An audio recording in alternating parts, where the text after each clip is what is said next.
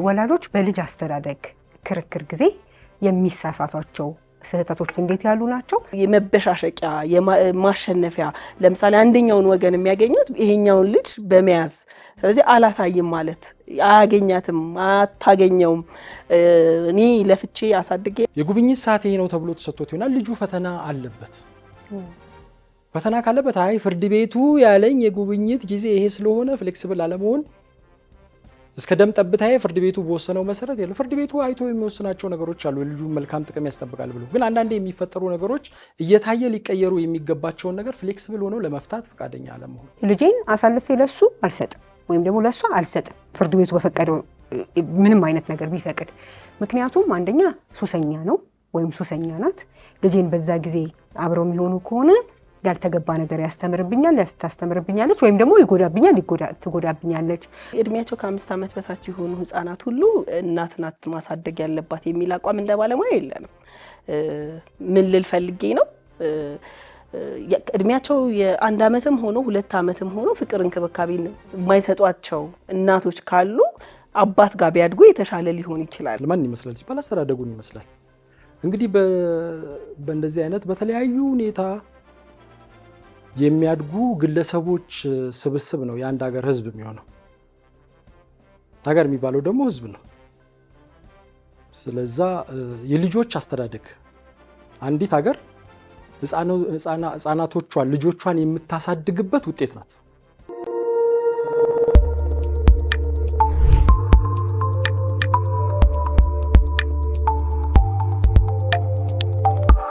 ሰላም ጤና ይስጥልን። የተወደዳችሁ የፍትህ ለሀገሬ ፕሮግራም ተከታታዮች፣ ፍትህ ለሀገሬ የተሰኘው ሳምንታዊ ፕሮግራማችን እነሆ ጀምሯል። አዘጋጅቼ የማቀርብላችሁ እኔ ሊያ ተረፈ ነኝ።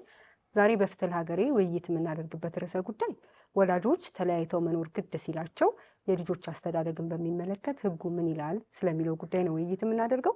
በዚህ ጉዳይ ላይ ውይይት ለማድረግ ባለሙያዎችን እንግዳ አድርጌ ጋብዤላችኋለሁ። እንግዶቼ ወይዘሮ ሙሉ ወንድሙ የፌዴራል የመጀመሪያ ደረጃ ፍርድ ቤት የሶሻል ወርክ ዳይሬክቶሬት ዳይሬክተር እና አቶ አሰግድ ጥላሁን ጠበቃና የህግ አማካሪ ናቸው። አቶ አሰግድ ጥላሁን ከዚህ ቀደም በቤተሰቦች ችሎት ላይ ሰርተዋል። ከዚህ ቀደም እንደምታውቁትም የቤተሰብ ጉዳዮች ላይ እንግዳችን ሆነው ቀርበዋል። ከዛም በተጨማሪ ደግሞ በፌዴራል ጠቅላይ ፍርድ ቤት በህፃናት ፍትህ ፕሮጀክት ላይ በበጎ ፈቃደኝነት አገልግሎት ከሚሰጡ ባለሙያዎች ውስጥ አንዱ ናቸው። ሁለታችሁንም አመሰግናለሁ እንግዶች ሆናችሁ ስለመጣችሁ። ዛሬ ውይይት የምናደርገው መግቢያ ላይ እንደገለጽኩት ስለ ልጆች አስተዳደግ ጉዳይ ነው። በተለይ ደግሞ ወላጆች ተለያይተው መኖር ግድ ሲላቸው። ስለዚህ የልጆች አስተዳደግን በሚመለከት ያለው የህግ ማዕቀፍ ሀገራችን ላይ ምንድን ነው የሚለውን ከማስረዳት ብንጀምር ለውይይታችን ጥሩ ይሆናልና ሀገራችን ላይ ያለው የህግ ማዕቀፍ ምንድን ነው? አቶ አሰግድ። እሺ ሊያ፣ በቅድሚያ በዚህ ሴንሲቲቭ በሆነው በልጆች አስተዳደግ ርዕሰ ጉዳይ ላይ እንድንወያይ ስለጋበዝሽኝ አመሰግናለሁ። በመቀጠል ወደ ጥያቄው ስመጣ የልጆች አስተዳደግን በተመለከተ በኢትዮጵያ የህግ ማዕቀፉ ምን ይመስላል፣ መርሆቹ ምንድናቸው የሚለውን ጥያቄ በተመለከተ የህግ ማዕቀፉ መሰረት የሆነው የኢፌዴሪ ህገ መንግስት አንቀጽ 36 ሲሆን በአንቀጽ 36 ንዑስ ቁጥር 1 ሐመርኋ ላይ ማንኛውም ህፃን ወላጆቹን ወይም በህግ የማሳደግ መብት ያላቸውን የማወቅ ብሎም የነሱን እንክብካቤ የማግኘት መብት አላቸው በሚል የተቀመጠው ነው። ስለ ልጅ አስተዳደግ መሰረቱ ይሄ ነው። ዝርዝር ህጎችን የህግ ማዕቀፎችን በተመለከተ የምናገኘው የተሻሻለው የፌዴራል የቤተሰብ ህግ ምዕራፍ 12 ላይ ለአካለ መጠን ያላደረሱ ልጆች በሚለው ርዕስ ስር ከአንቀጽ 215 ጀምሮ ያሉ ዝርዝር የህግ ማዕቀፎች አሉ። እነዚህ ህግ ማዕቀፎች ናቸው። ከዚህም በተጨማሪ ኢትዮጵያ ፈራሚና አጽዳቂ የሆነችባቸው ያጸደቀቻቸው አባል የሆነችባቸው የተባበሩት መንግስታት የህፃናት መብት ስምምነት እንዲሁም የአፍሪካ ህፃናት መብቶችና ደህንነት ቻርተር እነዚህ የህግ ማዕቀፉን እነዚህ አንድ ላይ የሚመሰርቱ ናቸው። ቀጥሎ ስለ ህጎቹን መርህ በተመለከተ የኛ ሀገር መርሁ ምንድን ነው፣ የቤተሰብ ህጉ ዋና መርህ ምንድን ነው የሚለውን በተመለከተ እንደ መርህ የቤተሰብ ህጉ አንቀጽ 218 ላይ ያስቀመጠው መርህ ነው በሚል በግልጽ ያስቀመጠው በፍርድ ቤት ማለትም አሁን በገለጽኩት ምዕራፍ ላይ የሚቀርቡ ጉዳዮችን በተመለከተ የሚሰጡ ውሳኔዎች በሙሉ የማንኛውም ውሳኔዎች የልጁን መልካም አስተዳደግና ደህንነት በተመለከተ ለእነዚህ ነገሮች የሚበጁ መሆን አለባቸው ብሎ በግልጽ አስቀምጧል። ይሄ ዋነኛ መርህ ነው። ዝርዝር የህግ ድንጋጌዎችን ቀጥሎ ያሉትን በማየት ደግሞ የምናገኛቸው መርሆች አሉ። ከአንቀጽ 220 ጀምሮ ስናይ ህጉ ምን ለማድረግ ነው የሚሞክረው፣ ዓላማው ምንድን ነው የሚለውን ስናይ ለአካለ መጠን ያልደረሰ ልጅ አላሳዳጊና አለሞግዚት እንዲተው ብቻውን እንዲቀር አይፈልግም። ዝርዝር ሁኔታዎችን ይሄ ካልሆነ ይሄ እያለ በዝርዝር ያስቀምጣቸዋል። ሌላም ደግሞ አባትና እናት አብረው በሚኖሩበት ጊዜ እኩል ስልጣን አላቸው፣ ወንድና ሴት ሳይለይ የማሳደግና የሞግዚትነት ስልጣን እኩል አላቸው የሚለው አንዱ መርህ ነው። ቀደም ሲል በፍትሐ ብሔር ህጉ ላይ አብረው ሲኖሩ ሁለቱም ስልጣን ቢኖራቸውም የበለጠ አባት ነበር የሚለው። አሁን ግን በዚህ በተሻሻለ ቤተሰብ ህግ ላይ ይህንን መርህ ይዞ ይመጣል። ከመርሆቹ ባሻገር የአካለ መጠን ያልደረሱ ልጆች ለአካለ መጠን ያልደረሱ ልጆች ያላደረሱ ልጆች ብሎ ህጉ የሚያስቀምጣቸው ማናቸው የሚለውን በግልጽ ይነግረናል። አንቀጽ 215 ላይ ይህንን ትርጓሜ በመስጠት ነው የሚጀምረው። ትርጓሜ ይሰጥ ለአካለ መጠን ያላበቁ ልጆች የሚላቸው ጾታ ሳይለይ ከ18 ዓመት በታች የሆኑ ይላል። ይሄ ቀደም ሲል በጠቀስኳቸው ዓለም አቀፍና የአፍሪካ ቻርተር እና የህፃናት መብት ስምምነት ላይም ከ18 ዓመት በታች የሆኑ የህግ ሰው ናቸው ብሎ ነው የሚያስቀምጠው።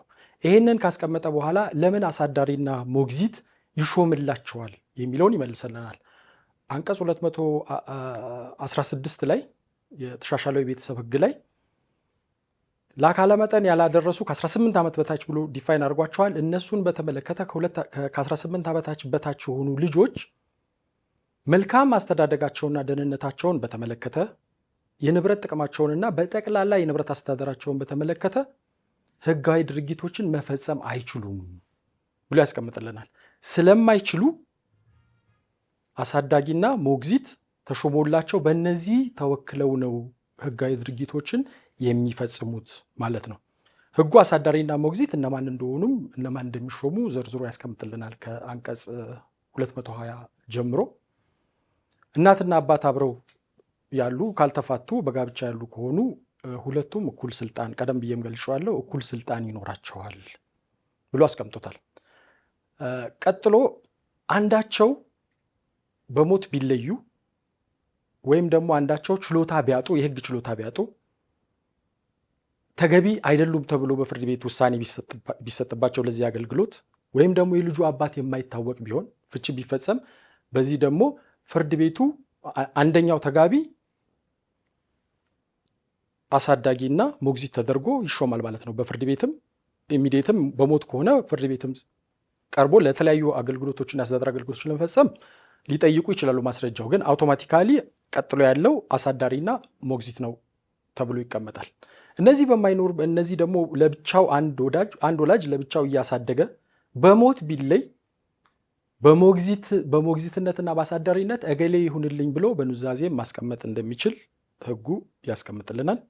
ከዚህም በተጨማሪ በኑዛዜ ሳያስቀምጥ ቢያልፍ ህጉ በዝርዝር ቅደም ተከተላቸውን ጠብቆ አስቀምጧል። የህፃኑ ወደ ላይ የሚቆጠሩ ወላጆች፣ ለአካለ መጠን ያደረሱ ወንድሞቹና እህቶቹ፣ እነሱም ከሌሉ ደግሞ የማይችሉ ከሆነ አጎት እና አክስት ይሆናሉ ብሎ በግልጽ አስቀምጧል። ይህም ካልሆነ በመጨረሻ የበጎ አድራጎት ድርጅት ለዚህ ለተቋቋመ ፍርድ ቤቱ መርጦም ሊሰጥ ይችላል። ወይም ደግሞ እነዚህም ከሌሉ ሌሎች የቅርብ ወዳጆችና ፈቃደኝነት ያላቸውን ሊሾም ይችላል። እነዚህን ሲሾም የስራዎቹን ከመርሆቹ ጋር የተያያዘ የስራዎቹ ጸባይ ምንድን ነው፣ ባህሪ ምንድን ነው የሚለውን በተመለከተ ደግሞ በአንቀጽ 236፣ 37፣ 250 እና 251 4 ባህሪዎችን ይነግረናል። የመጀመሪያው ባህሪ የስራው ባህሪ በግዴታ የሚሰራ ስራ ነው። አንድ ሰው በፍርድ ቤት ከተሾመ ፈቃደኛ አይደለሁም ብሎ አለ ምክንያት ላለመቀበል አይችልም። ሁለተኛው አስቸኳይ ነው፣ እንደተሾመ ወዲያው ስራው መጀመር አለበት ብሎ 237 ይነግረናል። ከዚህ በተጨማሪ 250 በነፃ አለምንም ክፍያ የሚሰራ ስራ ነው። 251 ላይ ደግሞ በግል የሚሰራ ለሌላ ሰው በውክልና የማይሰጥ ወራሾች የማይወርሱት የግል ስራ እንደሆነ ያስቀምጥልናል። እነዚህ የህጉ ጠቅላላ ማዕቀፍ መርሆቹ፣ ባህሪው የልጅ አስተዳደግና ሞግዚትነት ባህሪ እነዚህ ናቸው። ስለ ህፃናት ጉዳይ ወይም ስለ ልጆች አስተዳደግ ስናወራ ብዙ ጊዜ ሲባል የምንሰማው ነገር አለ። የትኛውም ውሳኔ ወይም ደግሞ ማንኛውም ተግባር ሲከናወን የህፃኑን የተሻለ ወይም ደግሞ መልካም ጥቅም ያስጠበቀ መሆን አለበት፣ ወይም ደግሞ በእንግሊዝኛው ቤስት ኢንተረስት ኦፍ ዘ ቻይልድ ከግምት መግባት አለበት ሲባል እንሰማለን። ምን ማለት ነው? ይሄ ማለት የህፃኑን የተሻለ ጥቅም ወይም ደግሞ የህፃኑን መልካም ጥቅም ከግምት ማስገባት አለበት ሲባል በተግባር በእናንተ ስትሰሩ እንደ ሶሻል ወርክ ባለሙያ ምን ማለት ነው? እሺ፣ አመሰግናለሁ ሊያ። በዚህ ፕሮግራም ላይ ስለተገኘው እጅግ አብዝቻ አመሰግናለሁ። እንግዲህ አሁን የተነሳው ጥያቄ ላይ በሰፊ ማብራሪያ አሰግድ የህጉን መነሻ ገልጾታል። እንግዲህ መርሆቹን እንዳለው አንዱ የህፃናት የተሻለ ጥቅም የምንለው ከመርሆች ውስጥ አንዱ ነው። ስለዚህ ፍርድ ቤት ደግሞ ስናይ ፍርድ ቤት ፍትህን የሚያስተዳድር በስልጣን የተሰጠው ነው። ስለዚህ ከዚህ አንጻር የትኛዎችም ውሳኔዎች የህፃናቱን መብት፣ ጥቅም፣ ደህንነት ያስጠበቀ እንዲሆን አድርጎ እንዲሰራ ነው የሚለውና ከዚህ አንጻር እንግዲህ ፍርድ ቤት እንዴት ነው የህፃናቱን ጥቅም፣ መብት፣ ደህንነት ያስከበረ ውሳኔ የሚወስነው የሚለውን ስናይ ህፃናት አንድም በወንጀል ሁለትም ደግሞ በፍትሐ ብሔር የሚመጡበት ሁኔታ አለ። በወንጀል ስንል ለምሳሌ ህፃናት የተለያየ ጥቃት ደርሶባቸው የሚመጡ ተበዳይ ሆነው የሚመጡ ህፃናቶች ይኖራሉ። በህጉ ስናይ ህፃናት በችሎት ውስጥ ቆመው ማንም በዳይም ተበዳይም ቆመው የመከራከር መብት ነው ያለው። ነገር ግን ይህ ሁኔታ ህፃናቱን ለሌላ ጥቃት ወይም ለዳግም የስነ ልቦና ጉዳት የሚዳርግ ስለሆነ የህፃኑን መብት የሚያስጠብቅ ስለሆነም ችሎት ወይም ፍርድ ቤት ምንድን ነው የሚያደርገው?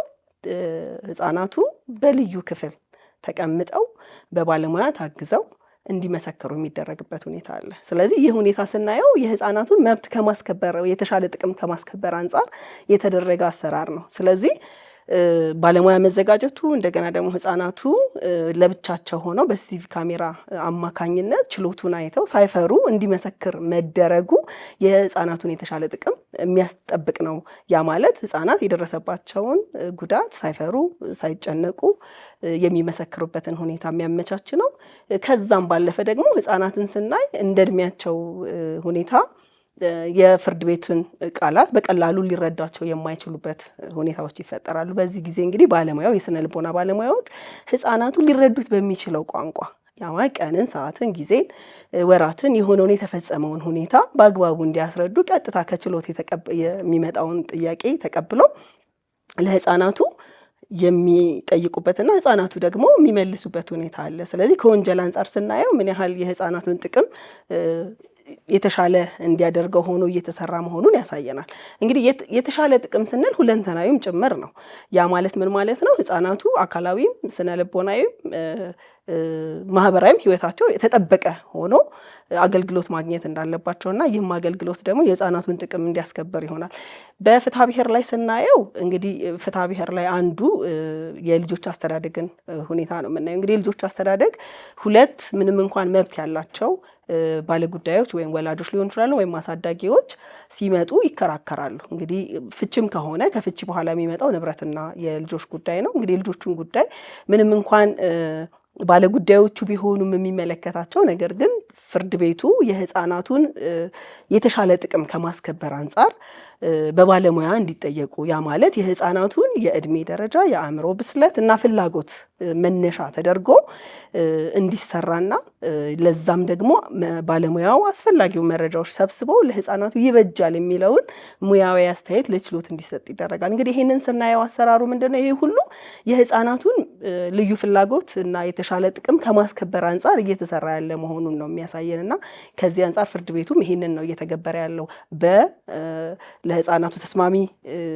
ክፍሎችን ከማዘጋጀት አንጻር እንዲሁም ደግሞ ሂደቱ በራሱ ለህፃናት ምቹ እንዲሆንም ከማድረግ በተለየ ደግሞ በባለሙያ ታግዞ ተግባቦት እንዲኖራቸው ህፃናት በቀላሉ ባለሙያው ተረድቶ ገብቶት እና ህፃናቱን በዛ ልክ ሀሳቡን በነፃነት እንዲገልጽ ተደርጎ በጉዳዩ ላይ ሀሳብ እንዲሰጥ ተደርጎ መረጃዎች ተሰብስበው የመጨረሻዊ ውሳኔ የህፃናቱን ልዩ ፍላጎት ጥቅም ያስከበረ እንዲሆን ተደርጎ የሚሰራበት ስራ ነው ያለው። ህጉስ እንዴት ነው የሚተረጉመው? የህፃናት የተሻለ ወይም ደግሞ መልካም ጥቅም ሲባል ምን ማለት ነው በሚል ነው ልንረዳው ነው እንችላለን።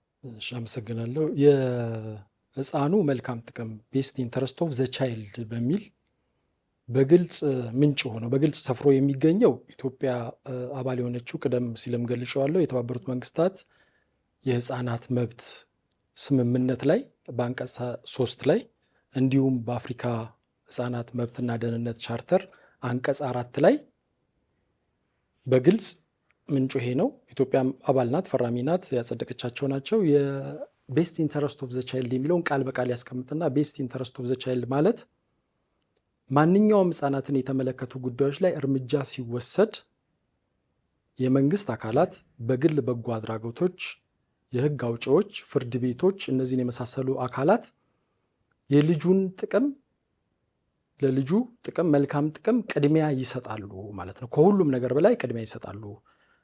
በእኛ ሀገር በኢፌዴሪ ህገ መንግስትም በአንቀጽ 36 ንዑስ ቁጥር 2 ላይ እንግሊዝኛው በትክክል ቤስት ኢንተረስት ኦፍ ዘ ቻይልድ ብሎ ነው የሚያስቀምጠው፣ የልጁ ደህንነት ብሎ አማርኛው ላይ ያስቀምጠዋል።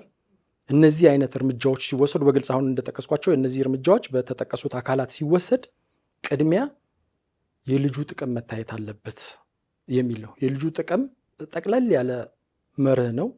ቀደም ሲል በጠቀስኩት መርህ ላይ 218 በተሻሻለው የቤተሰብ ህግ ላይ የልጁ መልካም አስተዳደርና ደህንነት ይሄ የሚወሰኑ ውሳኔዎች ሁሉ ወደ ፍርድ ቤት ሲመጣ ለነዚህ የሚበጅ መሆን አለበት ብሎ ሲያስቀምጥ በአጭሩ የህፃኑ መልካም ጥቅም ቤስት ኢንተረስት ኦፍ ዘ ቻይልድ ማለት የልጁን መልካም አስተዳደርና ደህንነት የሚያስጠብቅ መሆን አለበት። ውሳኔዎች ከምን ጋር ሲወዳደር ከወላጆች መብት እና ከሌሎች መብቶች አንጻር ሲታይ ቅድሚያ የሚሰጠው ለልጆቹ መልካም አስተዳደርና ደህንነት ቅድሚያ ሊሰጥ ይገባል ነው። ይህም ጠቅለል ያለ ነው። ዝርዝሩን ቀደም ሲል ሙሉም ገልጸዋለች። አንዱ የልጆች ጥበቃ ነው።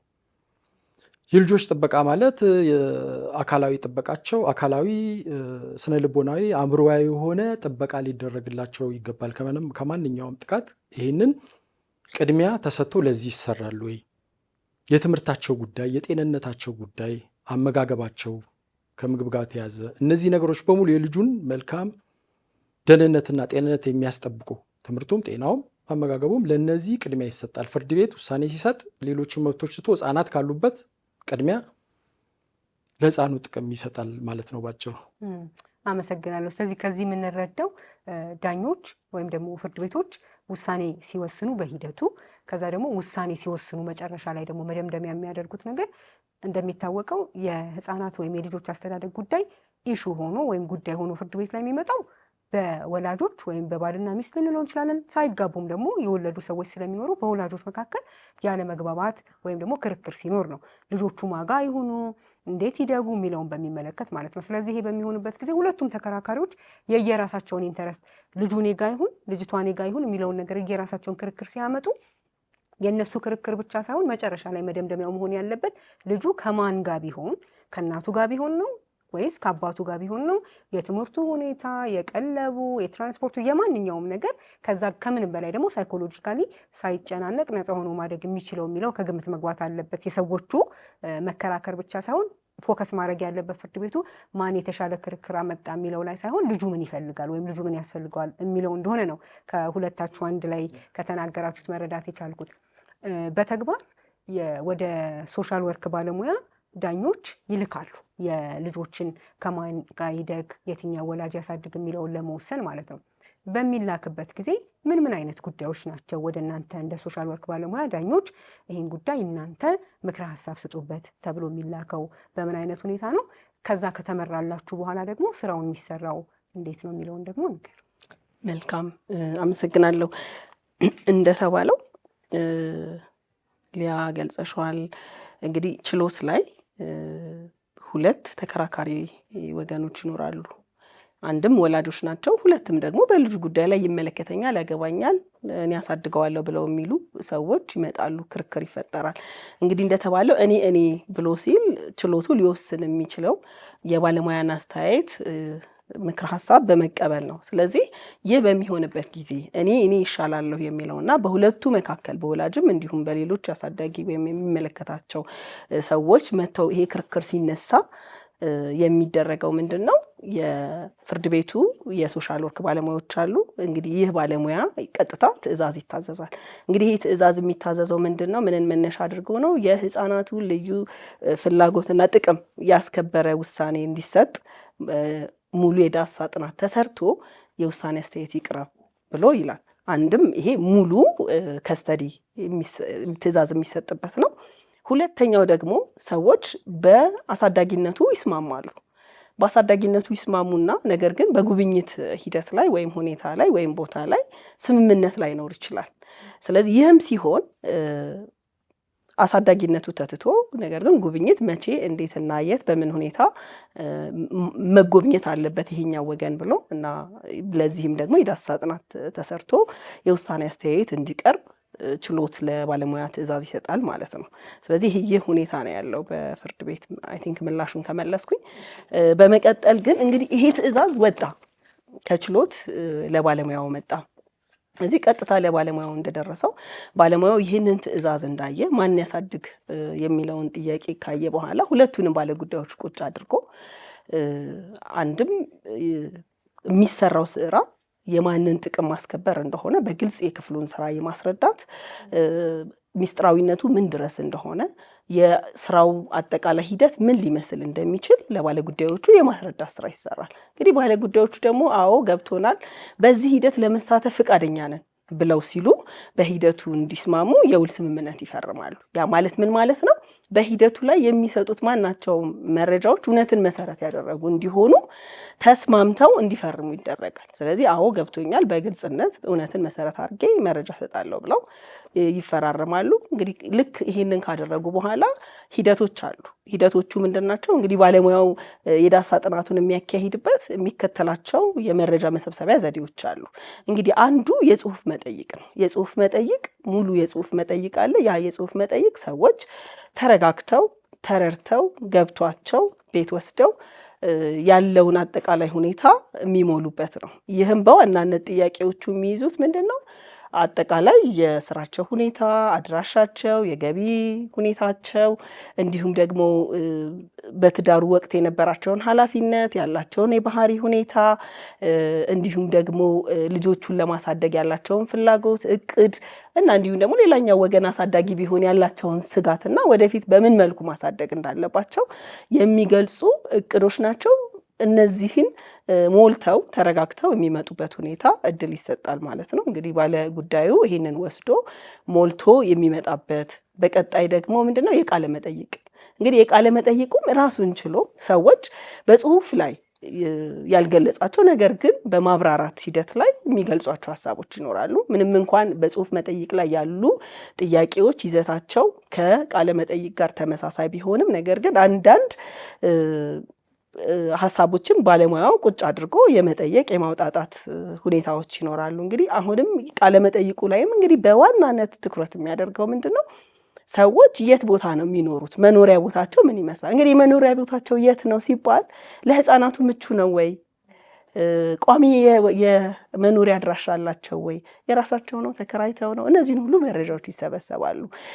ከዛ የመኖሪያ ቦታው ደግሞ ለህፃናቱ የጤና ተቋማት ቅርበት አለው ወይ? ለትምህርታቸው ምቹ ነው ወይ የሚለውንም እንዲያይ ያደርጋል ማለት ነው። ከዛ ባሻገር ደግሞ ከማን ጋር ነው ሲኖሩስ የሚኖሩት? ያ ማለት ምን ማለት ነው? እንግዲህ አንደኛው ወገን ሲያሳድግ እንደው እሱ እንኳን ባይኖር ሰፖርት የሚያደርግ ወይም ድጋፍ የሚሰጥ የቅርብ ሰው አለ ወይ ነው ወይስ ለብቻው ነው የሚኖረው የሚለውንም እነዚህን ጥያቄዎች ይጠይቃል። በመቀጠል እንግዲህ የስራ ሁኔታ ነው። እንግዲህ የስራ ሁኔታ ሲጠየቅ አንድም ከገቢ ምንጭ ጋር ተያይዞ ነው። ሁለትም ግን የስራ ሁኔታ ለምሳሌ አንዳንድ የስራ ሁኔታዎች የሚያሳድሩ ሊሆኑ ይችላሉ። በሚያሳድሩበት ወቅት ልጆች ማን ጋር ነው የሚሆኑት? ማን ነው የሚጠብቃቸው? ማን ነው ክትትል የሚያደርገው የሚለውንም እንዲታይና አንዳንድ ጊዜ ደግሞ ማምሸት ፊልድ ሄዶ ረጅም ጊዜ መቆየት፣ እነዚህም ሁኔታዎች ካሉ ዲቴል የስራ ሁኔታ ምን ይመስላል። የገቢ ምንጭ ደግሞ እንዲሁ የገቢ ምንጭም ሲጠየቅ ህፃናት በትዳር ወቅት ወይም ደግሞ ቀድሞ ሲያገኙት የነበረው ጥቅም ቀጣይነት እንዲኖረው ምን ያህል ምንድን ነው ያላቸው የገቢ ምንጭ ምን ይመስላል የሚለውንም ሁኔታ የሚታይበት ነው። በመቀጠል ስለ ትዳሩ ቀድሞ የነበራቸው የትዳር ወቅት እንግዲህ የፍቺ ምክንያታቸው ምን እንዳደረሰው ይህም ከልጆቹ ጋር ተያይዞ ስለሚሆን ማለት ነው። ስለዚህ ችግሮቻቸው እንዴት ነበረ ይፈቷቸው የነበረው። ከዚህ በተጨማሪ ደግሞ በትዳር ወቅት በነበሩበት ጊዜ የነበራቸው በህፃኑ አስተዳደግ ላይ የነበራቸው ኃላፊነት ምን ነበረ? ኃላፊነት ስንል ለምሳሌ የህፃኑን ትምህርት፣ ጤና፣ ምግብ እና ንጽህናን፣ አካላዊ ደህንነትን እንደገና ደግሞ ጊዜ ከመስጠትም አንጻር ማን ነው? እንዴት ነበረ የነበረው ልምምድ ወይም ሂደት እንዴት ነበረ? ትዳሩ በነበረበት ወቅት እሺ፣ ትዳሩ ፈረሰ። ትዳር ውስጥ ፈርሶ ደግሞ የነበራቸው ትብብርና ድጋፍ ልጆችን በማሳደግ ረገድ ምን ይመስል ነበረ የሚለውን ስለዚህ በትዳር ወቅትና ከትዳር በኋላ ያለውን በህፃናት ላይ ያላቸውን ኃላፊነት ይጠይቋቸዋል ማለት ነው። ይጠየቃሉ። እንግዲህ የነበራቸውን ኃላፊነት በግልጽ እንዲገልጹ ይደረጋል። ከዚህ በተጨማሪ ደግሞ ባህሪን ነው። ባህሪን ስንል ለምሳሌ ተሳዳቢ፣ የሚማታ ግልፍተኛ ወይም የምትማታ ህፃናቱን ደግሞ የሚያሳድጉበት ዘይቤ፣ የሚቆጣጠሩበት፣ የሚደግፉበት፣ የሚከታተሉበት እንዴት ነው? ባህሪያቸው ምን ይመስላል? ይህንን ስንል ለምሳሌ ከዚሁ ጋር ተያይዞ የሱስ ሰክራ የምትገባ ወይም ሰክሮ የሚገባ ነው ወይ? ሱስ መብት ሊሆን ይችላል ማድረግ። ግን አንድ ሰው ሱስ ሲኖረው በህፃኑ አስተዳደግ ውስጥ ያለው አሉታዊ ተጽዕኖ ምን ይመስላል የሚለውንም ጭምር ጥያቄዎች ይጠየቃሉ። ይሄ ሲጠየቅ እንግዲህ ከአመልካችም ከተጠሪም እነዚህ ጥያቄዎች ይነሳሉ። እንግዲህ ከባህሪ ቀጥሎ ደግሞ ምንድን ነው የሚመጣው? እንግዲህ እቅድ ምን ይመስላል? አሁን ወደፊት ልጁ ቢሰጥ ወይም ህፃኑ ለአንደኛው ወገን ቢሰጥ ያላቸው እቅድ ምን ይመስላል? ከእቅዳቸው እንዴት አድርገው ነው ማሳደግ ያሰቡት? ምክንያቱም እንግዲህ ፍቺ ሲፈጸም ቀድሞ የነበረው ህይወት አይደለም፣ የተለየ መልክ ነው ሊኖር የሚችለው አጠቃላይ ሁኔታው ማለት ነው። ስለዚህ በቀጣይ እንዴት ነው ማሳደግ ያሰቡት? እነዚህን ጥያቄዎችና እንዲሁም ደግሞ አንደኛው ወገን አሳዳጊ ሲሆን ሌላኛው ወገን ጋር ልጁስ ቢሄድ ወይም ልጅቷ ብትሄድ ምንድን ነው ያላቸው ስጋት? በተግባር የሚያነሷቸው ስጋቶች ይኖራሉ። አንዳንዱ ተጨባጭ ስጋቶች ይነሳሉ። አንዳንዴ ደግሞ እንዲሁ ዝም ብሎ በምናብ የሚሳሉ ስጋቶች ሊነሱ ይችላሉ። እነዚህ ስጋቶች ምን ያህል ተጨባጭ ናቸው፣ በተግባር አሉ የሚለውንም ባለሙያው አይቶ የሚፈትሽበትና የሚያይበት ሁኔታ ነው ያለው። እንግዲህ ይህንን ከተጠይቁ በኋላ የመጨረሻው የሚሆነው ምንድን ነው? ጉብኝት ነው። እንግዲህ ጉብኝት ማለት አንደኛው ወገን የሚያሳድግ ከሆነ ሌላኛው ወገን ደግሞ ጎብኚ ነው የሚሆነው። ስለዚህ ሌላኛው ወገን ቢጎበኝ ወይም ደግሞ የጠየቀውም አካል ቢጎበኝ በምን እና የት እንዴት ነው መጎብኘት ያሰበው? እቅዱ ምን ይመስላል? ይህም ከህፃናቱ ጥቅም አንጻር ህፃናቱ ካሉበት የእድሜ ደረጃ አንጻር ለምሳሌ ሴት ስትሆን ወንድ ሲሆን የተለያየ ሊሆን ይችላል። ለምሳሌ ሴቶች ፀጉራቸውን የመሰራት ሁኔታ ይኖራል። ስለዚህ ጉብኝት ስናስብ እነዚህን ሁሉ ኮንሲደር መደረግ አለበት። ለምሳሌ የ2 ዓመት ልጅ ወይም የ1 ዓመት ልጅ ጡት እየጠባ ያለ ልጅ ጉብኝት የሚሰጥበት ሰዓት ወይም የሚለው ሰዓት አንደኛው ወገን እና ለ12 ዓመት ልጅ ደግሞ የጉብኝት ሰዓት የሚለው የተለያየ ሊሆን ይችላል። ስለዚህ እንደ ህፃናቱ ፍላጎት እድሜ ደረጃ አንጻር የሚያነሷቸውን ፖይንቶች ያሉ። በመጨረሻም እንግዲህ ወደፊት ይሄኛው ትዳር ከፈረሰ ወደፊት ያላቸውን የፍቅር ኦር የትዳር ግንኙነት ያላቸውን እቅድ በተግባርም ሌላ አግብተውም ከሆነ የሚጠየቅበት እንግዲህ ይሄ ጥያቄ በዋናነት ምንድን ነው? አንዱ ወገን አሳዳጊ ሲሆን እንግዲህ ሌላ እንደሚባለው የእንጀራ እናት ወይም የእንጀራ አባት ሊመጣ ነው። ስለዚህ ያ ሰው ፍላጎት አለው ወይ በዚህ ሂደት ውስጥ ተሳትፎ እንዲያደርግ ነው። እቅዱ ምን ይመስላል? አዎ ላገባ አስቤያለሁ፣ አዎ ፍቅረኛ አለች ሲል ኦኬ፣ ያ ሰው ምንድን ነው ሀሳቡ? ይሄ ልጅ ወደዚህ ቤት ሲመጣ ወይም ስትመጣ ምንድን ነው ፍላጎት አለው ወይ ለማሳደግ ሬዲ ነው ወይ የሚለውንም ጭምር ጥያቄ ስለሚጠየቅ ነው። ስለዚህ ከዚህ ጋር ተያይዘው እነዚህ ጥያቄዎች የሚጠየቁበት ሁኔታ ነው ያሉት። ከዚህ በተጨማሪ እንግዲህ ባለሙያው እነዚህን ሁሉ ጥያቄዎች ጠይቆ በዛው በቢሮ ውስጥ ግን ተጨማሪ መረጃዎች ያስፈልጋሉ ተብሎ ሲታመን ለምሳሌ እንደ ቤት ለቤት ቅድም አሁን ለምሳሌ ስጋት እንዳልነው ስጋት ላይ ሊነሱ ይችላሉ። ለምሳሌ ስጋት ህፃኑ እያደገበት ያለበት ሁኔታ ተጋላጭ የሚያደርገው ነው፣ ለተለያየ ጉዳት ተጋላጭ ያደርገዋል ብለው ሊያነሱ ይችላሉ በተለያየ መንገድ። ወይም ደግሞ ትምህርት አካባቢው የለም፣ የጤና ተቋማት አቅራቢያው የለም፣ ቦታው ለህፃናት አደጋ ነው፣ አስጊ ነው ብለው ሊሉ ይችላሉ። በቤት ውስጥ እጅግ በጣም ብዙ ሰዎች የሚኖሩበት ህፃናቱን ለተለያየ ጥቃት የሚያጋልጥ ነው ብለው ሊያነሷቸው ይችላል። ንጽህናው የተጠበቀ አይደለም ብለው ሊያነሱ ይችላሉ። የተለያየ ሱስ የሚካሄድበት ነው ብለው ሊያነሱ ይችላሉ። ስለዚህ እነዚህ አይነት ጥያቄዎች ሲጠየቁ ተጨማሪ የቤት ለቤት ጉብኝት የሚደረግበት እንግዲህ እነዚህን የቤት ለቤት ጉብኝት በማድረግ እንዲሁም ደግሞ የትምህርት ቤትም ጉብኝት፣ ትምህርት ቤት ላይም ስጋት ሊነሳ ይችላል። እንግዲህ ትምህርት ቤት ላይ ለምሳሌ አንደኛው ወገን እኔ ብቻ ነኝ ወይም ደግሞ ሁለቱም እኔ ነኝ ትምህርት ቤት ላይ ያለኝ ተሳትፎ የኔ የተሻለ ነው ብለው ሁለቱም ሊያቀርቡ ይችላሉ። በተግባር ማን ነው በትክክልም በህፃኑ የትምህርት ሁኔታ ላይ ማን ነው የተሻለ የሚያደርገው? አሊያም ደግሞ ትምህርት ቤት ላይ የሚቋጠረው ምግብ ንጽህናው ተገቢ አይደለም፣ የተጠበቀ አይደለም ብለው ሲያነሱ ይህንንም ትምህርት ቤቱ ሊያጠራው ስለሚችል ልጆቹም በእለት በቀጥታ ስለሚያገኟቸው መምህራኖቻቸው በቅርብ የሚያስተምሯቸው መምህራኖች ስለ ልጆቹ የትምህርት አቀባበል ጭምር እነዚህን ሁሉ መረጃዎች የሚሰበሰብበት አንዳንድ ጊዜ ደግሞ የጤና ተቋማትም ጭምር መረጃ ሊሰበሰብበት ይችላል። ለምሳሌ አንደኛው ወገን የአእምሮ ጤና መታወክ አለበት ብሎ ጥያቄዎች ሊነሱ ይችላሉ፣ ወይም ስጋቶች ሊነሱ ይችላሉ። እነዚህ ስጋቶች ህፃኑን ለማሳደግ አትችልም ወይም አይችልም ምክንያቱም እንደዚህ አይነት የአእምሮ ጤና መታወክ ህመም ስላለባቸው ብለው ይላሉ። እንግዲህ እነዚህ ሰዎች ስጋት የተነሳባቸው ባለጉዳዮች በትክክልም የሕክምና ታሪክ ካላቸው በሆስፒታል ተሄዶ የሚታይበት በሽታው ከህፃናቱ ጋር ያለውን ህፃንን ከማሳደግ ጋር ተያይዞ ያለው እንዲሁም ደግሞ ያላቸው ክትትል ምን ይመስላል፣ ስለ በሽታው አይነት ምንነት እና ህፃናቱን ከማሳደግ ጋር ያለውን ግንኙነት ሐኪሞችን የመጠየቅ አንዳንድ ጊዜ ደግሞ ህፃናቱ በራሱ የህክምና ክትትል ያላቸው ለምሳሌ ወይ የስኳር ህመምተኛ የሆኑና ኢንሱሊን የሚሰጠው አንደኛው ወገን ሊሆን ይችላል። ያንን ተከታትሎ ሐኪም ቤት የሚወስድ ተከታትሎ መድኃኒቱን የሚሰጥ እኔ ነኝ ብሎ ሊል ይችላል። ግን ህክምና ቦታ ሲካሄድ ያንን መረጃ በተግባርም የሚያጠራ ሆኖ ስለሚገኝ እነዚህ መረጃዎች የሚሰበሰብበትና እንግዲህ በመጨረሻ እነዚህን ሁሉ መረጃዎች ከተሰበሰበ በኋላ ለችሎቱ የውሳኔ አስተያየት የሚቀርብበት ነው የሚሆነው ማለት ነው። እንግዲህ በዋናነት ትኩረት የምናደርገው ቅድም እንደተባለው የህፃናቱ ሁለንተናዊ እድገት ነው። ለምሳሌ ማህበራዊ ለህፃኑ ማህበራዊ እድገቱ፣ የትምህርት እድገቱ፣ የጤናውን፣ ንጽህናውን፣ አካላዊ እድገቱን፣ መንፈሳዊ ህይወቱን የትኛው ወላጅ ነው በትክክልም በልጁ እድገት ህይወት ውስጥ ትልቅ አስተዋጽኦ እያደረገ ያለው? ያው አንጻራዊ አይደለ፣ ከሁለቱ አንዱ አይደለ። ስለሆነም ይሄን የትኛው ነው የሚለውን በመለየት የውሳኔ አስተያየት ከተገኘው መረጃ ተነስቶ የውሳኔ አስተያየት የሚቀመጥበት እንግዲህ ይህ የውሳኔ አስተያየት አንደኛው ወላጅ የሚያሳድግበት ቢያሳድግ የተሻለ የህፃኑ መብት፣ ጥቅም፣ ደህንነት የሚከበርበት መሆኑንና በተጨማሪ ደግሞ ሌላኛው ወገን ወይም ሌላኛው የማሳደግ መብት ያልተሰጠው ወላጅ ደግሞ የጉብኝትን ሁኔታ የሚገለጽበት ነው ያለው። እንግዲህ ጉብኝትም ዲቴይል ማለት ነው። ለምሳሌ ጉብኝት ስንል እንደ ልጆቹ የእድሜ ደረጃ የሚወሰን ልዩ ፍላጎትም ደረጃ ጭምር ታስቦ መቼና እንዴት የት ጉብኝት መካሄድ መቻል እንዳለበት የልደት ቀናትን የበዓላት ቀናትን ጨምሮ ብሔራዊ ዝግ የሆኑ ቀናትን ጨምሮ ቅዳሜና እሁድን መቼና እንዴት የሚለውም ዲቴይል ሰርቶ ለችሎቱ የውሳኔ አስተያየት የሚያቀርብበት ሁኔታ ነው ያለው። እነዚህ ስራዎች አሁን የሶሻል ወርክ ባለሙያ የሚሰራቸው ስራዎች ማለት ለህፃኑን መብት ለማስጠበቅ ወይም ከማጋ ይደግ ለማለት በጣም መሰረታዊ የሆኑ መጣራት ያለባቸው ነገሮች ናቸው።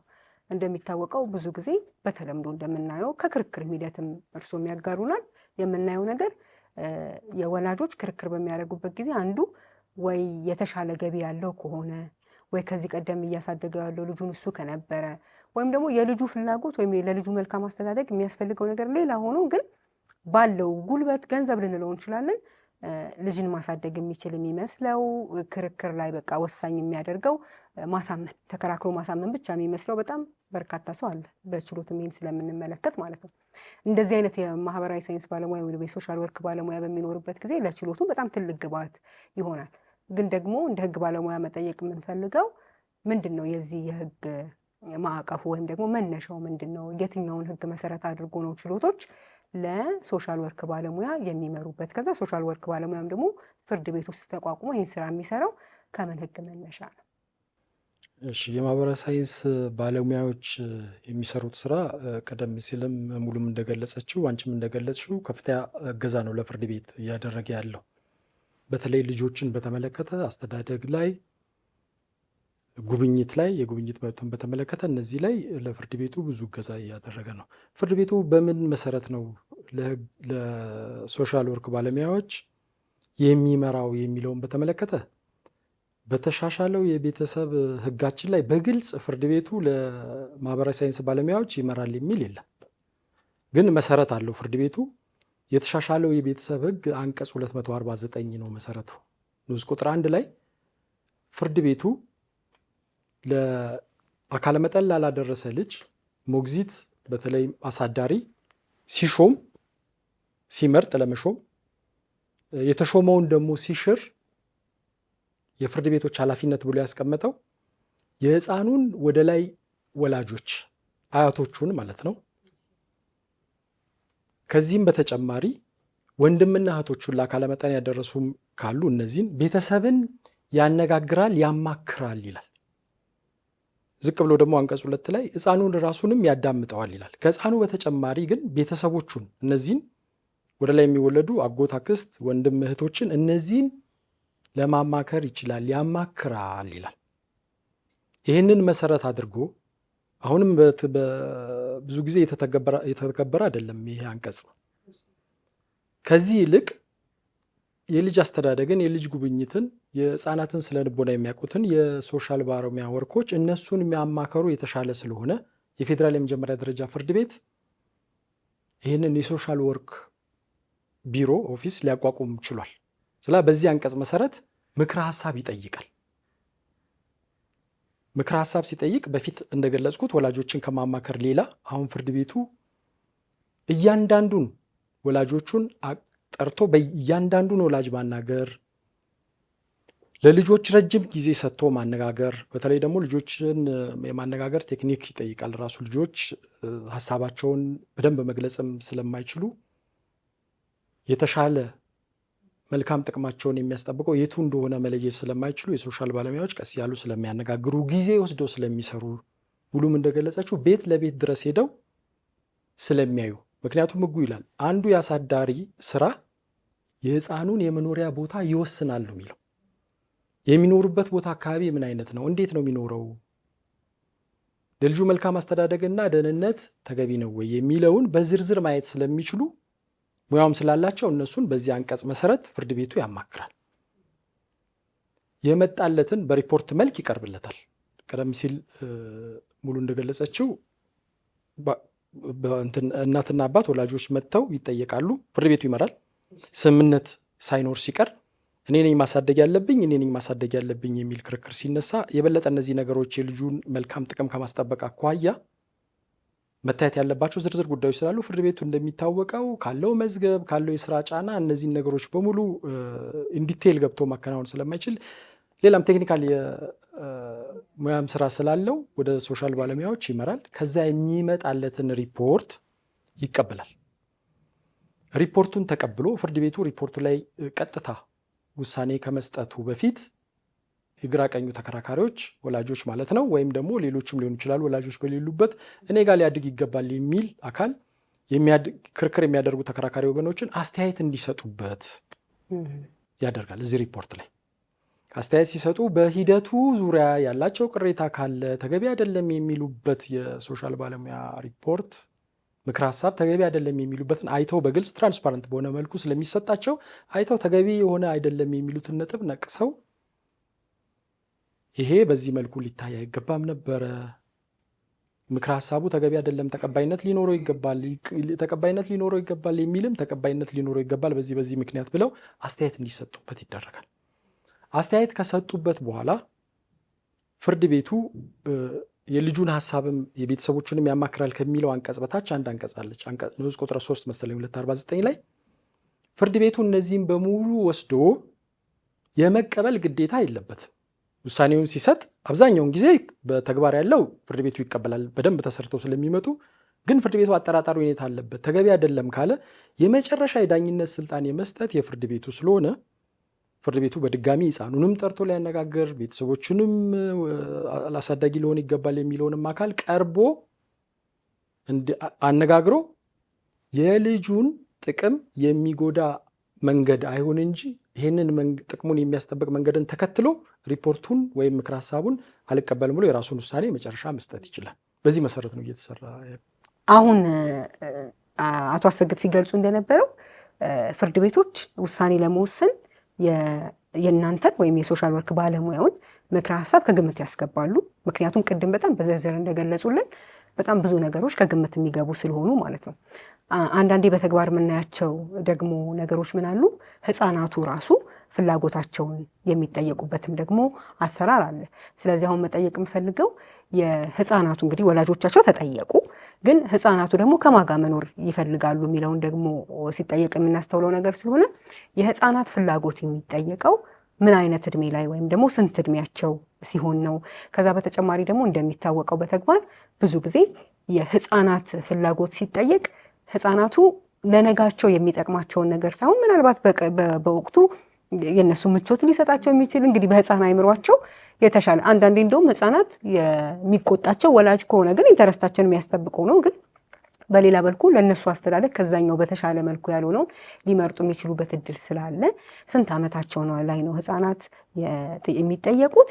የህፃናቱ ፍላጎት የፍርድ ቤቱ ውሳኔ ላይ ምን አይነት ተጽዕኖ አለው የሚለውንና ከዛም በተጨማሪ ደግሞ የህፃናቱ ፍላጎት ይሄ ነው ብሎ እናንተ እንደ ባለሙያ መደምደሚያ ላይ ለመድረስ ከግምት የምታስገቡትበት ወይም ደግሞ የምትጠቀሙት ሌላ ቴክኒክ ትክክለኛ ፍላጎቱን ለማወቅ የሚለውን ደግሞ ይግለጹ። መልካም። እንግዲህ የህፃናቱን በጉዳዮቻቸው ላይ የመሳተፍ መብትን ከማረጋገጥም አንጻር እንግዲህ እንደ ባለሙያ ህፃናቱ በየትኛውም እድሜ ክልል ያሉ ልጆች ከባለሙያ ጋር ሀሳባቸውን እንዲሰጡ ይደረጋል። ይህንን ስንል ግን የ2-3 ዓመት ልጅና የ12 ዓመት ልጅ ሀሳቡን የሚሰጥበት መንገድ ቀላል ላይሆን ይችላል።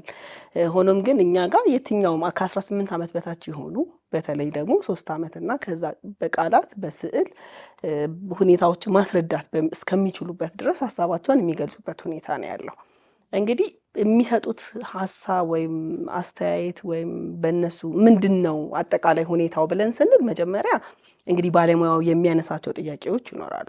እንግዲህ ህፃናት ውስጥ ምን ይላሉ ስለ ወላጆቻቸው? አሁን ቅድም ስናነሳቸው የነበረ ነገር አለ አይደለ? ለምሳሌ ህፃናቱ ማን ነው ንጽህናቸውን የሚጠብቅላቸው? ማን ነው ትምህርታቸውን የሚከታተለው? እነሱስ ምን ይላሉ?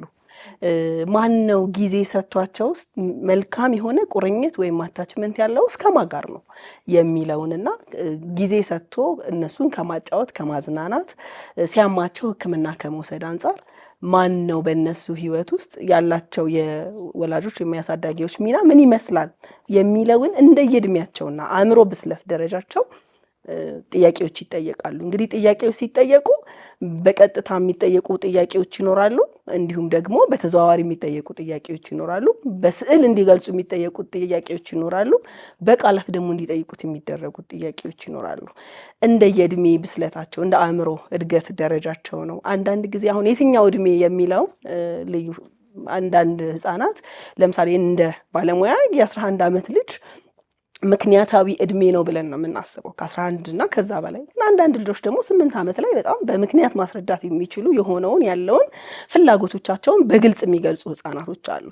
በተቃራኒ ደግሞ የ13 እና የ14 ዓመት ልጆች ደግሞ ሆነው በተጽዕኖ ስር የሆኑ ህፃናት የተባሉትን ብቻ መተው መናገር የሚችሉ የራሳቸውን ሀሳብ ሳይሆን የሌሎች የወላጆቻቸውን ሀሳብ መተው የሚያስተጋቡ ደግሞ ልጆች ይኖራሉ።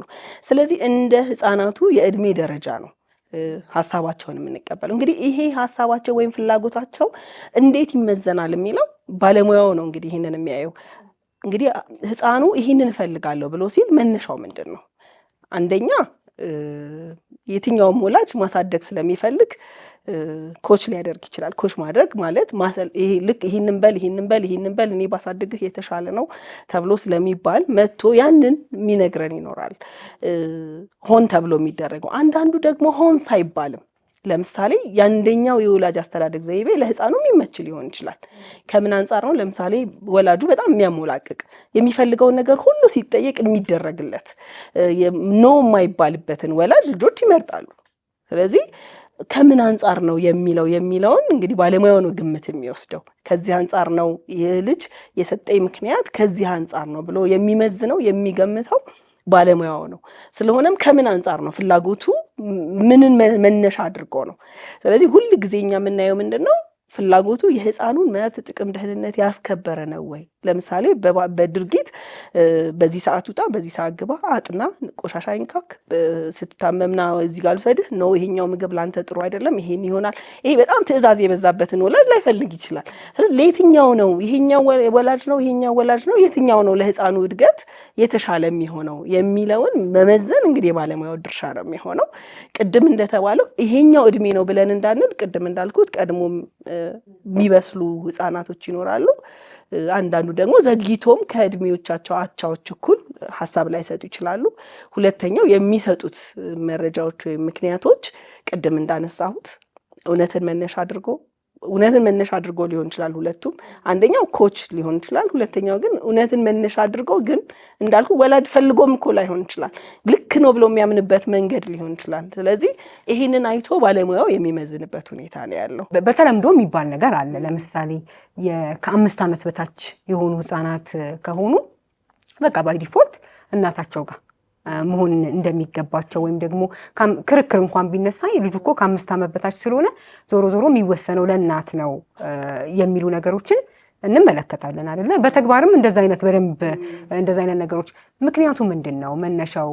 ምናልባት በኋላ አቶ አሰገድ የህጉ ምን ይላል ይህንን በሚመለከት የሚለው ልናወራ እንችላለን። ግን እናንተ ለምሳሌ ከ5 ዓመት በታች ያለ ህፃን ከሆነ መናገርም ማስረዳትም አሁን ቅድም እንዳሉትን በጣም ብዙ ውስንነቶች ስለሚኖሩ በተለምዶ ያለውን ወይም ደግሞ እንደ ባለሙያ የኛ መነሻ ይሄ ስለሆነ ይህንን እናደርጋለን የምትሉት ካለ እንደ ወላጁ አይነት ቢለያይም። መልካም እንግዲህ እድሜያቸው ከ5 ዓመት በታች የሆኑ ህፃናት ሁሉ እናት ናት ማሳደግ ያለባት የሚል አቋም እንደ ባለሙያ የለንም። ምን ልል ፈልጌ ነው፣ እድሜያቸው የ1 ዓመትም ሆኖ 2 ዓመትም ሆኖ ፍቅር እንክብካቤን የማይሰጧቸው እናቶች ካሉ አባት ጋር ቢያድጉ የተሻለ ሊሆን ይችላል። እንደዚህ አይነት አጋጣሚዎች ይኖራሉ። ለምሳሌ የእናት የጤና ሁኔታ ህፃኑን ለማሳደግ የማትችልበት ሁኔታ ሊያጋጥም ይችላል። ስለሆነ መነሻው ሀሳቡ ምንድን ነው? ህፃናት በተለይም ከ5 ዓመት በታች ሲሆን ክትትል፣ ድጋፍ ያስፈልጋቸዋል። የአታችመንቱም በደንብ ቁርኝቱም የሚያስፈልግ ስለሆነ በቅርብ የሚከታተላቸው የሚቆጣጠራቸው፣ ለዛ ደግሞ እናቶች የተሻሉ ናቸው ጡትም ከመጥባት ጋር ተያይዞ። ይሄ ግን ሁልጊዜ እውነት የማይሆንባቸው አጋጣሚዎች ያጋጥሙናል። ቅድም እንዳልኩት ነው ከአእምሮ ጤና ጋር ከሌሎች ጤና እክሎች ጋር በአካል ካለመገኘት ጋር ለምሳሌ እንዲሁም ደግሞ በስራ ሁኔታ እናት በጣም የማትገኝበት ነገር ግን የተሻሉ ደግሞ አባቶች ይኖራሉ። ጊዜ በመስጠት የልጆቹን ንጽህና በመጠበቅ እንክብካቤ በማድረግ ስለዚህ በአጠገብ የሚገኙ ደግሞ አባቶች ሊኖሩ ስለሚችሉ ምንም እንኳን ቀድሞ የነበረው ከ5 ዓመት በታች ሁሉ እናት ታሳድግ የሚለውን የማያስቀጥልባቸው እንደዚህ አይነት ሁኔታዎች ሲገጥሙ ግን ለአባት አስተያየት የሚሰጡባቸው ሁኔታዎች ይኖራሉ ማለት ነው። አቶ አሰግድ ምናልባት ከዚህ ከህፃናት ፍላጎት መጠየቅ ጋር ተያይዞ ቅድም ሲገልጹልን እንደነበረው ችሎቶችም ጭምር አስቀርበው ህፃናትን ሊጠይቁ እንደሚችሉ ሲገልጹልን ነበረ። የሶሻል ወርክ ወይም ደግሞ የማህበራዊ ሳይንስ ባለሙያ አስተያየት ወይም ምክር ሀሳብ እንደተጠበቀ ሆኖ ማለት ነው።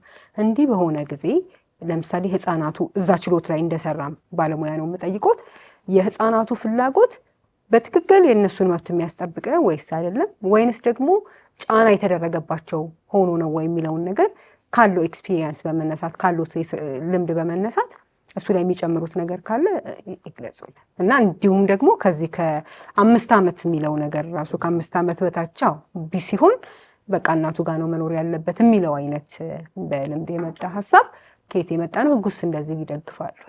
እሺ፣ በመጀመሪያ ቀደም ሲልም እንደተገለጸው ፍርድ ቤቱ በቅድሚያ የሚያየው የሶሻል ወርክ ባለሙያዎች የላኩለትን ያህል ያንን ሲያይ የሚመዝናቸው ነገሮች ከቀረበለትም በኋላ ፍርድ ቤቱ የሚመዝናቸው ነጥቦች አሉ።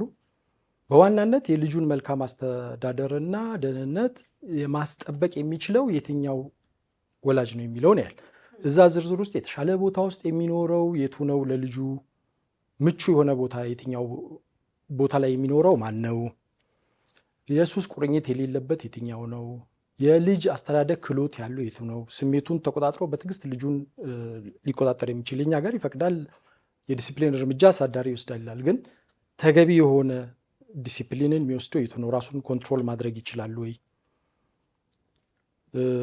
ከትምህርት ደረጃቸው አንጻር የልጁን የትምህርት ሊከታተል የበለጠ የሚችለው የቱን ነው፣ እነዚህን የልጁን ማህበራዊ ህይወት በቀጣይነት ሁኔታ በአግባብ ሊመራ የሚችለው የቱ ነው።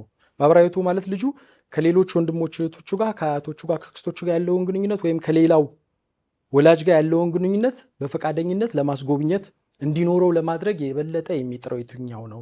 ቀደም ሲልም ሙሉ ገልጿለች። ምን የሚለው ስታተስኳ ቀደም ሲል ከፍቺው በፊት የበለጠ ጥብቅ ግንኙነት የነበረው ከልጁ ጋር ማን ነው? ይህንን ፍርድ ቤቱ ይመዝናል።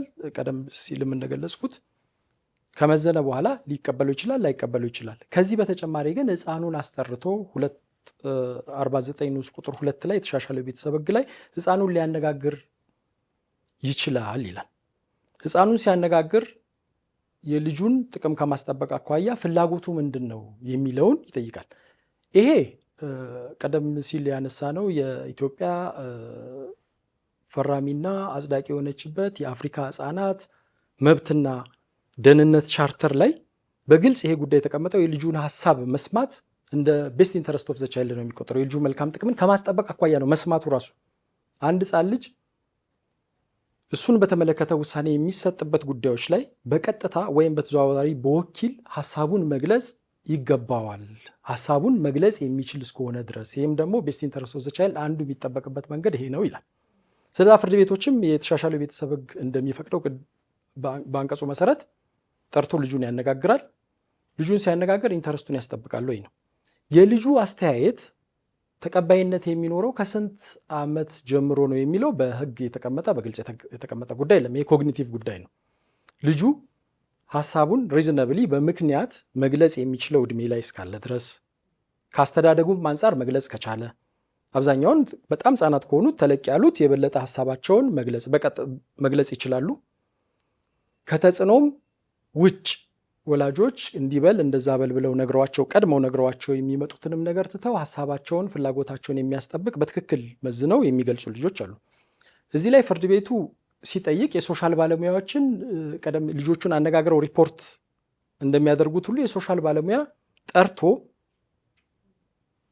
እዛው ችሎት ላይ ልጁን እንዲያነጋግርና በዝግ ችሎትም ቢሆን ጥያቄውን ያው እነሱ በደንብ ስለሚችሉበት ልጁን እንዴት ቀደም ሲል ተነግሮት የመጣውን ነገር ትቶ በትክክለኛ አጠያየቅ ወደ ትክክለኛውና ምክንያታዊ ወደሆነ መልስ ያመጡታል የሚለውን ስለሚያውቁ ይህንን እያስጠየቀ ፍርድ ቤቱ የራሱን ግንዛቤ ሊወስድ ይችላል። የበለጠ ክብደት ይሰጠዋል አይሰጠውም የሚለውን ስለ ወላጆቹ ፍርድ ቤት በተለያየ መንገድ በማስረጃ በተለያየ መንገድ በሶሻል ባለሙያ ሪፖርት ሊያረጋግጥ የማይችለውን ነገር ልጁ ሊያረጋግጥ ይችላል። አንዳንዴ ከዚህ አንጻር ክብደት ይሰጠዋል። በትክክል በምክንያታዊ መንገድ ይግለጽ እንጂ ክብደት ተሰጥቶት ፍርድ ቤቱ ለውሳኔ መሰረት ያደርገዋል። የልጁን መብትና ጥቅም በትክክል የሚያስጠብቅ እስከሆነ ድረስ ሊያረጋግጡ የሚችሉ ድብቅ ነገሮችን ሁሉ ስለ እናቱ ስለ አባቱ በል ያሉትን እንዴት እንደሚያሳድጉት ቀደም ሲል የነበረውን ግንኙነት ይህን ሁሉ ሊገልጽና ሊያረጋግጥ ስለሚችል ልጁ የበለጠ ትኩረት ፍርድ ቤቱ ሰጥቶ ይመዝናል ይህንን። ከዚህም በተጨማሪ ስንት ዓመት ላይ ነው ከእናቱ ጋር መሆን ያለበት የሚለውን የተሻሻለው የቤተሰብ ሕግ በዝምታ ነው የሚያልፈው። ከስንት ዓመት በፊት ከእናቱ ጋር ይሁን ከዚህ ዓመት በኋላ ከአባቱ ጋር ይሁን የሚል የለም። ቀደም ሲል ያልተሻሻለው የፍትሐብሔር ሕጉ ላይ ነበር የቤተሰብ ሕግ። የፍትሐብሔር ሕጉ ላይ ግን በዕድሜ ያስቀምጦታል። ከዚህ ዕድሜ እስከዚህ ዕድሜ ከእናቱ ጋር ሕፃን እያለ ይቆያል። ከዛ አባቱ ጋር ይመለሳል። ካደገ በኋላ ወደ እናቱ ሊመለስ ይችላል የሚል አስቀምጧል። ይሄኛው ግን አስተዳደግን፣ አሳዳሪነትን፣ ሞግዚትነትን በተመለከተ የተሻሻለው የቤተሰብ ሕግ የልጁን መልካም አስተዳደር እና ደህንነት ያስጠብቃሉ የፍርድ ቤት ውሳኔዎች ከሚል በስተቀር ለፍርድ ቤቱ የሰጠው ዲስክሬሽን ፍቅድ ስልጣን ሰፊ ነው። እንደየሁኔታው እያዩ እንዲወስኑ ለፍርድ ቤት ክፍት ከማድረግ አንጻር ከዚህ ዕድሜ እስከዚህ ነው ከዚህ እስከዚህ ነው ብሎ ፊክስድ አድርጎ ፍሌክስብል የተፍታታ አድርጎ ስልጣናቸው እንዲጠቀሙ ያደርጋል። ከቀደም ሲል ካለው ሕግ ይሄኛው የበለጠ ፍቅድ ስልጣን ስለሚሰጥ ፍርድ ቤቱ እያየ አታችመንት ያለው የበለጠ ማን ነው፣ ፊዚካል የሚገኘው የቱ ነው፣ ከመጀመሪያ ልጁን ሲያሳድግ የነበረው በቃ የልጁን መልካም ጥቅም ከማስጠበቅ አኳያ ብቻ ይወስናል እንጂ እድሜ በግልጽ ከዚህ ወደዚህ ከዚህ በኋላ እናቱ ጋር እያለ አያስቀምጥም። የልጆች አስተዳደግ ክርክር ላይ ወላጆች የሚከራከሩባቸው ነገሮች እንደተጠበቁ ሆኖ ቅድም ያለው ስርዓቱን ጠብቆ መብቱን ከማስጠበቅ አንጻር እንደ ወላጅም ከዛ የልጅን መብት ደግሞ እኔ ባሳድገው ይሻላል የሚለው ክርክር እንደተጠበቀ ሆኖ ግን በስራችሁ ሂደት ወላጆች የሚሳሳቷቸው በጣም በርካታ ነገሮች እንደሚኖሩ እንገምታለን፣ እናያለን በስራችንም ማለት ነው። ስለዚህ ወላጆች በልጅ አስተዳደግ ክርክር ጊዜ የሚሳሳቷቸው ስህተቶች እንዴት ያሉ ናቸው? ከዛ ደግሞ እነዚህ ስህተቶች ለልጆቻቸው እድገት ላይ ምን አይነት አሉታዊ ተጽዕኖ ይኖራቸዋል የሚለውን ደግሞ ይንገር። መልካም። እንግዲህ አውቀውም ይሁን ሳያውቁ ወላጆች ወይም አሳዳጊዎች በልጅ አስተዳደግ ጉዳይ ላይ የሚፈጽሟቸው ስህተቶች ወይም በህፃናቱ ላይ የሚያደርሱት አንዳንድ ጉዳቶች ይኖራሉ። ከዚህም አንዱ ለምሳሌ ህፃናት እንደ ልጅ ሆነው እንዲያድጉ አለመፍቀድን የማለት ምን ለማለት ፈልጌ ነው? ለምሳሌ በሁለት ወገን ላይ ያለን ጭቅጭቅ ህፃናትን ማስገባት፣ ለምሳሌ በደልን መተረክ፣ አባትህ እንደዚህ አድርጎኝ፣ እናትሽ እንደዚህ አድርጋኝ፣ ጥላኝ ሄዳ እንደዚህ አድርገኝ፣ ልጅ ሆኖ ማደግ እንዳይችል ነው የሚያደርጉት። ያ ማለት ምን ለማለት ፈልጌ ነው? ልጅ አባት ቦታ ላይ ሆኖ እናቴ ይህንን አላደረገችልኝም ሳይሆን የሚለው የአባቴ ሚስት ብሎ እንዲያስብ። ለምሳሌ የአባቴ ሚስት ብሎ ሲያስብ ምንድን ነው የሚሆነው ማለት ነው? እንደ ልጅ አላበላችኝም፣ አላጠጣችኝም፣ አልጎበኘችኝም፣ ፍቅር አልሰጠችኝም ወይም ፍቅር አልሰጠኝም አይደለም።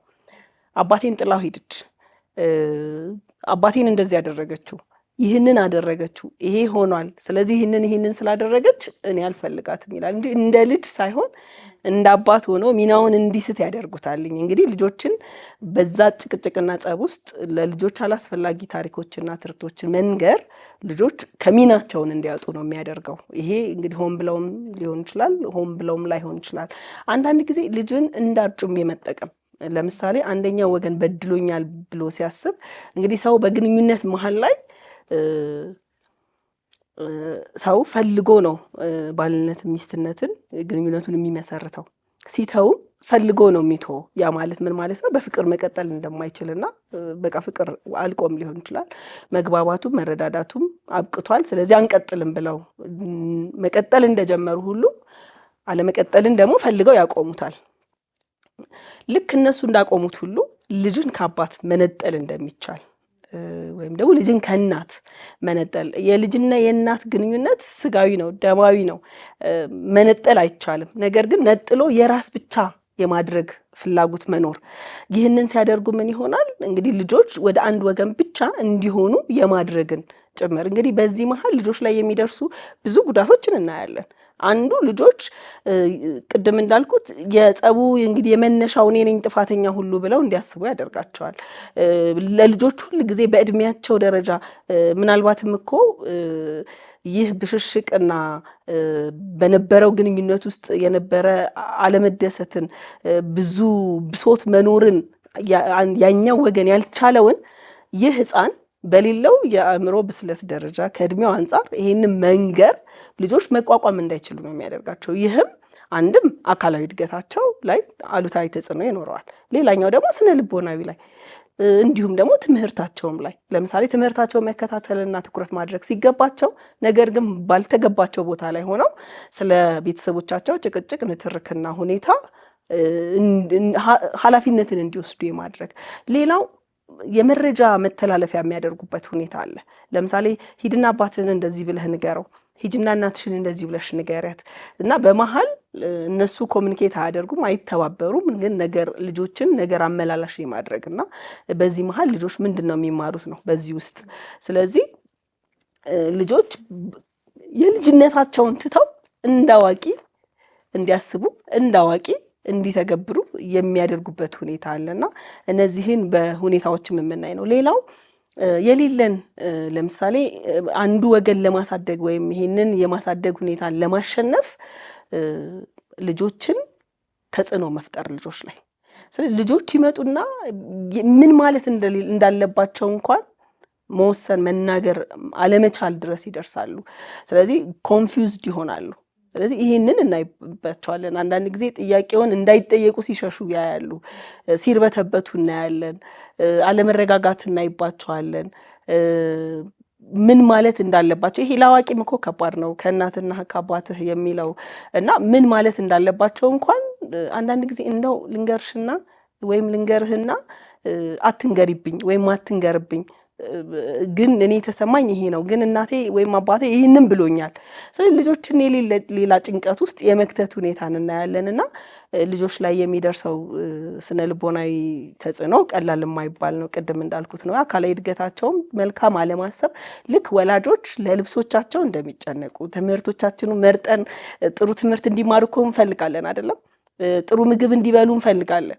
በዛው ልክ ግን የምንናገርበት የምንነግራቸውን ለስሜታቸው ለስነ ልቦናቸው ግን ጥንቃቄ አለማድረግን እናስተውላለን።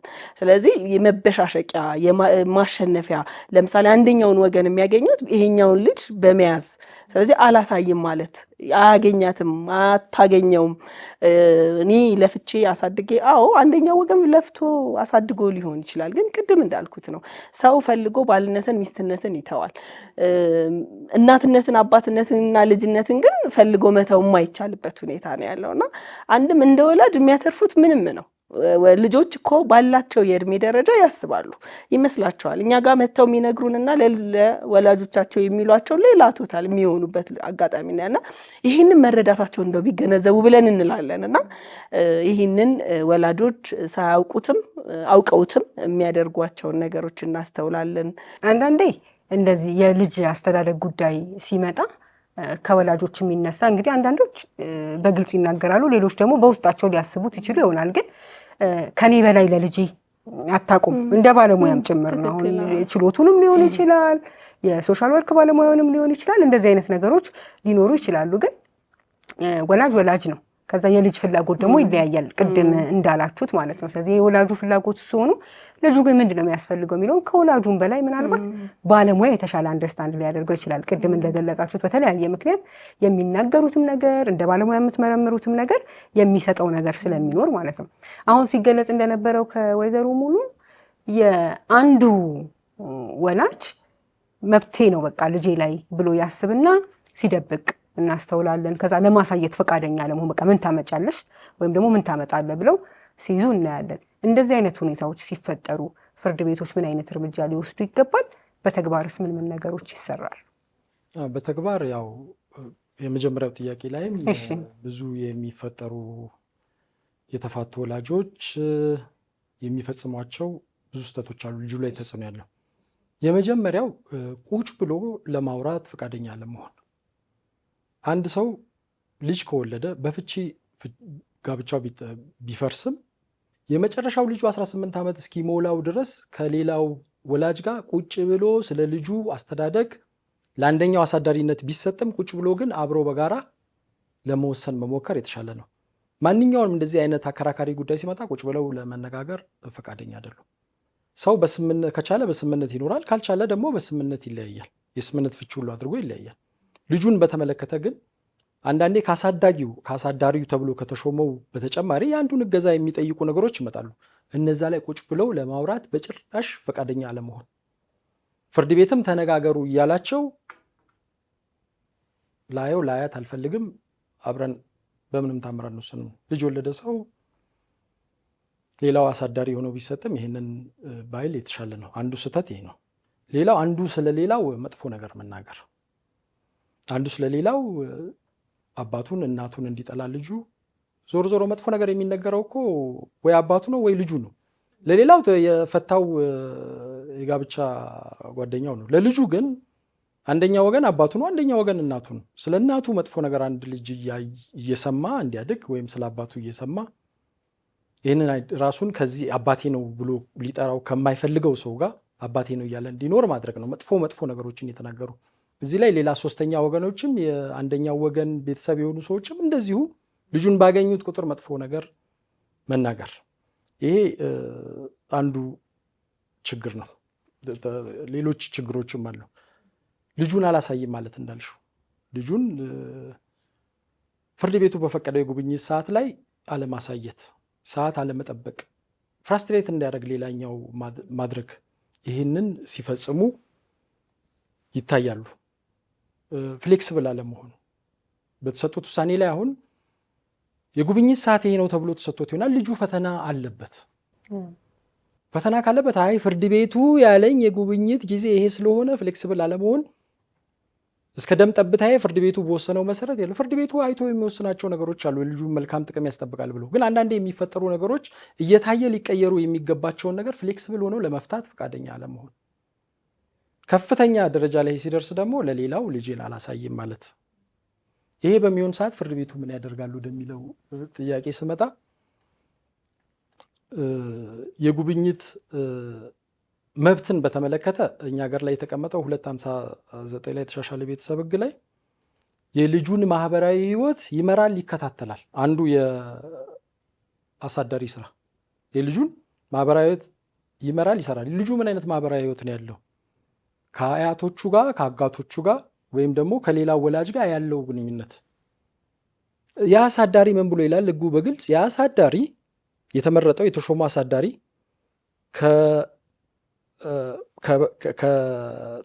ከላይ ያሉ ተወላጆች ከነሱ ጋር ከወንድሞቹ ከእህቶቹ ጋር አለምንም ምክንያት እንዳይገናኝ ሊከለክል አይችልም ብሎ በግልጽ አስቀምጧል። መከልከል አይችልም፣ በህጉ ላይ አይችልም ተብሎ ተቀምጧል። ስለዛ ፍርድ ቤት የጉብኝት ሰዓቱን ማስከበር አለበት። አያገኝም ብሎ ሲል አንደኛ ትእዛዝ ሰጥቶ አስቀርቦ የጉብኝት ሰዓቱ እንዲከበር ጥብቅ ትእዛዝ ሊሰጥ ይችላል፣ ሊያማክር ይችላል። ተገቢ አለመሆኑን ገልጾ ከተክሳስ ጋር ይህንን ሊያደርግ ይችላል። አሳዳሪ ያልሆነው ያው በግልጽ ነው ብዬ ነው። አሳዳሪ ያልሆነው ወላጅ ልጁን ደብቆ ወሰደ ከተባለ እሱ ቻይልድ አብዳክሽን ልጅን መውሰድ ስለሆነ ለፍርድ ቤት ፈቃድ በወንጀል ጭምር የሚያስጠይቅ ነው። አሳዳሪ የሆነው ከሆነ ግን ፍርድ ቤቱ በተደጋጋሚ ይሄንን ገልጾ ተክሳስ በመስጠት እንዲያሳይ አስገዳጅ ትእዛዝ ይሰጣል። አስገዳጅ የሆነ የፍርድ ቤት ትእዛዝን አለመፈጸም ደግሞ ያው ተጠያቂነት አለው። እስከ እስር ድረስ የሚያደርስ ተጠያቂነት አለው። በፌዴራል ፍርድ ቤቶች አዋጅ ላይ አለ በግልጽ የፍርድ ቤትን ትእዛዝ አለመፈጸም፣ አለማክበር በእስር ሁሉ የሚያስቀጣ ነው።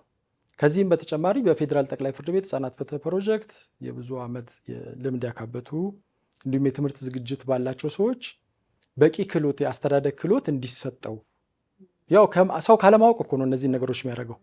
ክህሎት እንዲሰጠው ያደርጋል። ፍርድ ቤቶች ቀጥታ ለፌዴራል ጠቅላይ ፍርድ ቤት ሕፃናት ፍትህ ፕሮጀክት የአስተዳደግ ክህሎት እንዲሰጠው ብሎ አንዱን ወዳጅ አንዱን አሳዳጊ ወላጅ ማድረግ ይችላል።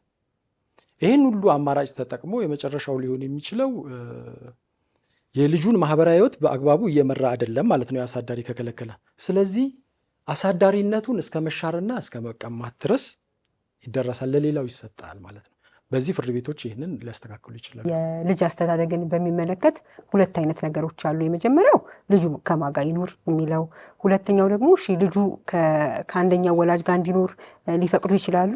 ግን የጉብኝት ሰዓቱ ምን ይሁን የሚለው ደግሞ ሌላው አከራካሪ ነገር ይሆናል። በተለይ ከጉብኝት መብት ጋር በተያያዘ የሚነሱ ነገሮች አሉ በተግባር። አንደኛው አይ ልጄን አሳልፌ ለሱ አልሰጥም ወይም ደግሞ ለሷ አልሰጥም ፍርድ ቤቱ በፈቀደው ምንም አይነት ነገር ቢፈቅድ። ምክንያቱም አንደኛ ሱሰኛ ነው ወይም ሱሰኛ ናት። ልጄን በዛ ጊዜ አብረው የሚሆኑ ከሆነ ያልተገባ ነገር ያስተምርብኛል፣ ታስተምርብኛለች፣ ወይም ደግሞ ይጎዳብኛል፣ ትጎዳብኛለች። ሁለተኛ ከዚህ ቀደም በነበራቸውም ቅድም ኮንሲደር መደረግ አለበት ስትሉት የነበረው ከነበራቸው ባህሪ አንጻር በደል ያደርስበታል።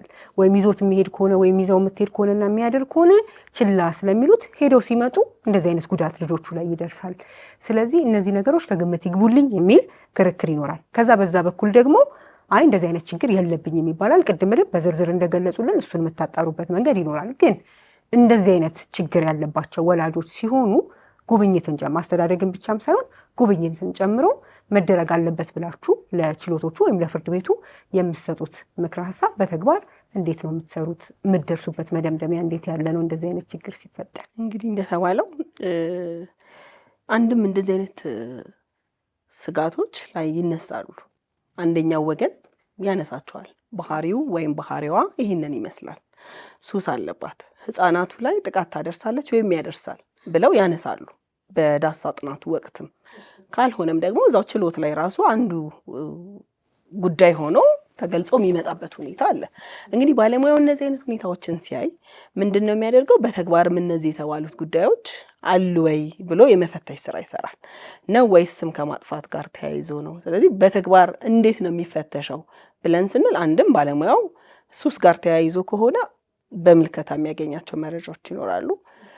በምልከታ ስንል የሰው ባህሪ ለምሳሌ ከሱሰኝነት ጋር ተያይዞ በተወሰነ የሚታዩ ነገሮች ካሉ የመመልከት ከዛ ግን ባለፈ ግን የበለጠ የሚያጠራው ግን ድንገተኛ የሆነ የቤት ለቤት ጉብኝት ይደረጋል። እንግዲህ ይህ ድንገተኛ የቤት ለቤት ጉብኝት የሚደረገው ምንድነው? በተለይም ከሱስ ጋር ተያይዞ ካለ ይጠቀማል ወይም ትጠቀማለች፣ እንደዚህ አይነት ድርጊቶች ይደረጋሉ። ለህፃናቱ ደግሞ አስጊ ናቸው ተብለው ሲባል እንደዚህ አይነት ድርጊቶች በተግባርም አሉ ወይ? የአካባቢ ነዋሪ ምን ይላል? በዚህ ላይ ምንድነው? የቤት አጋዦችም ካሉ እነሱስ ምን ይላሉ? ሰደን መሆኑ ቤት ውስጥ የሚገኙ ነገሮች ይኖራሉ። የቤቱን በሙሉ የማየት መረጃ ከአካባቢ ከጎረቤት መረጃዎችን የመሰብሰብ እንግዲህ ይሄ አንዱ ነው። ሁለተኛው ግን ህፃናት በተለያዩ መንገዶች ሊገልጿቸው ይችላል። እንደተባለው ጥቃት ካለ ጥቃት ስንል ወስባዊ ጥቃትንም ጨምሮ ካሉ እንደዚህ አይነት ነገሮችም ካሉ የሚገልጹበት ሁኔታ ይኖራል። ከህፃናቱም የሚገኝበት መረጃ ይኖራል ማለት ነው። እንዲሁም ደግሞ ከአንደኛው ወገን እነዚህ ሁኔታዎች ይገለጹ ይሆናል።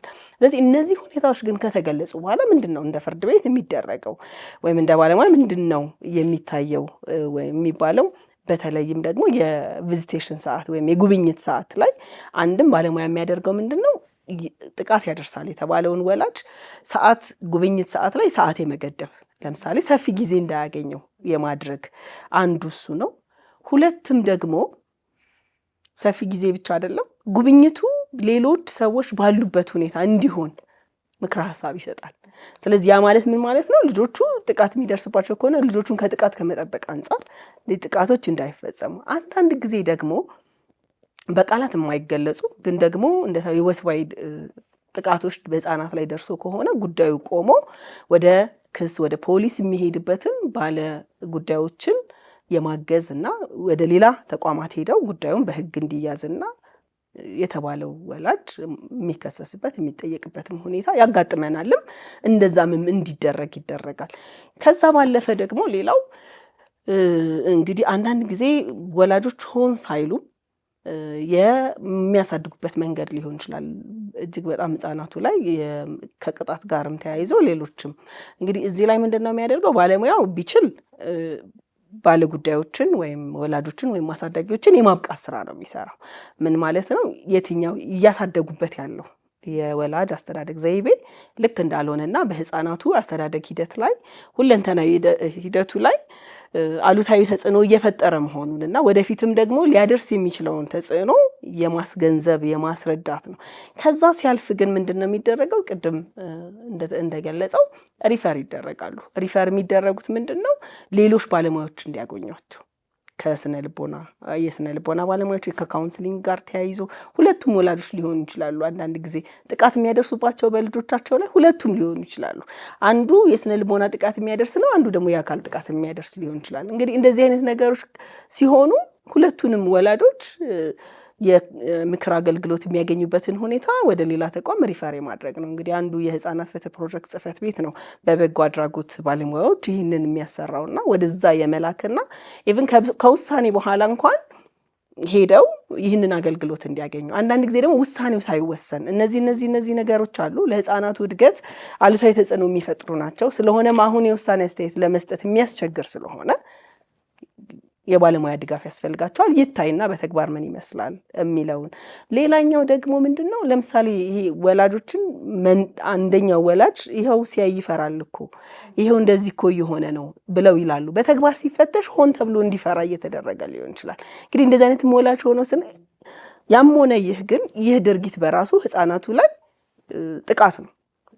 ስለዚህ እነዚህንም ወላጆች ለባለሙያዎች ሪፈር ማድረግ በሌሎችም የህፃናት ፍትህ ፕሮጀክት ጽሕፈት ቤት እንዳለ ሆኖ ሌሎችም ደግሞ ግብረሰናይ ድርጅቶች በእነዚህ ሁኔታዎች ላይ ድጋፉን አገልግሎቱን እንዲያገኙ የመላክ ውጤቱ ሲመጣ ባለሙያው ቼክ ያደርጋል። የተባለው ክፍተት በትክክልም ተደፍኗል ወይ? የተባለው ለምሳሌ ሲፈራ፣ ሲርበተበት፣ ሲጨነቅ አንደኛውን ወላጅ አላገኝም ሲል የነበረው ወላጅ አሁን ሲመጣ ምን መስሏል የሚለውንም ጭምር ቼክ አድርገው ውሳኔ አስተያየት የሚሰጥበት ሁኔታ ነው ያለው። እንደዚህ አይነት ችግሮች ሲኖሩ፣ ሱስ ሲኖር የህፃኑን ደህንነት፣ ጤንነት፣ ህይወት አደጋ ላይ የሚጥሉ ነገሮች ሲሆኑ እና በአግባቡ ፍርድ ቤቶች ላይ የሚረጋገጥ ከሆነ ልጁን እንዳይጎበኙ ደረጃ ድረስ ፍርድ ቤቶች ትዕዛዝ ወይም ውሳኔ ሊሰጡ የሚችሉበት አጋጣሚ አለ። በተግባር ያጋጥሞት ያውቃል? በተግባር እንዳይጎበኝ የሚል ውሳኔ እስካሁን አልገጠመኝም። በመሰረቱ የጉብኝት መብት የህፃኑ መብት ብቻ የወላጅ መብት ብቻ ሳይሆን የህፃኑ መብት ነው። አባቱን የማግኘት እናቱን የማግኘት የልጁ መብት ጭምር ነው። ለዛ ነው ፍርድ ቤቶች እዚህ ውሳኔ ላይ ለመወሰን በጣም ሲቸገሩ የሚታዩት። የወላጅ መብት ብቻ ቢሆን መብቱን ታነሿለሽ። አንድ ሰው የመብቱ የራይቱ ሆልደር ሊሆን ይችላል፣ ግን በአግባቡ ኤክሰርሳይዝ እያደረገው አይደለም። በአግባቡ የተጠቀምበት ካልሆነ መብቱን ትቀሚዋለሽ። የጉብኝት መብት ግን የልጁ ማህበራዊ ህይወት ብሎ ነው የሚገልጸው። የልጁም መልካም አስተዳደግ የሚለካበት ለልጁም ጠቃሚ የሆነ ነገር ስለሆነ በግልጽ እንደዚህ አልገጠመኝም። ግን የተለያየ አሁን የቤት ውስጥ በደል፣ ጥቃት፣ ቸል መባል ሲደርስ ፍርድ ቤቱ የሚያደርጋቸው ነገሮች አሉ።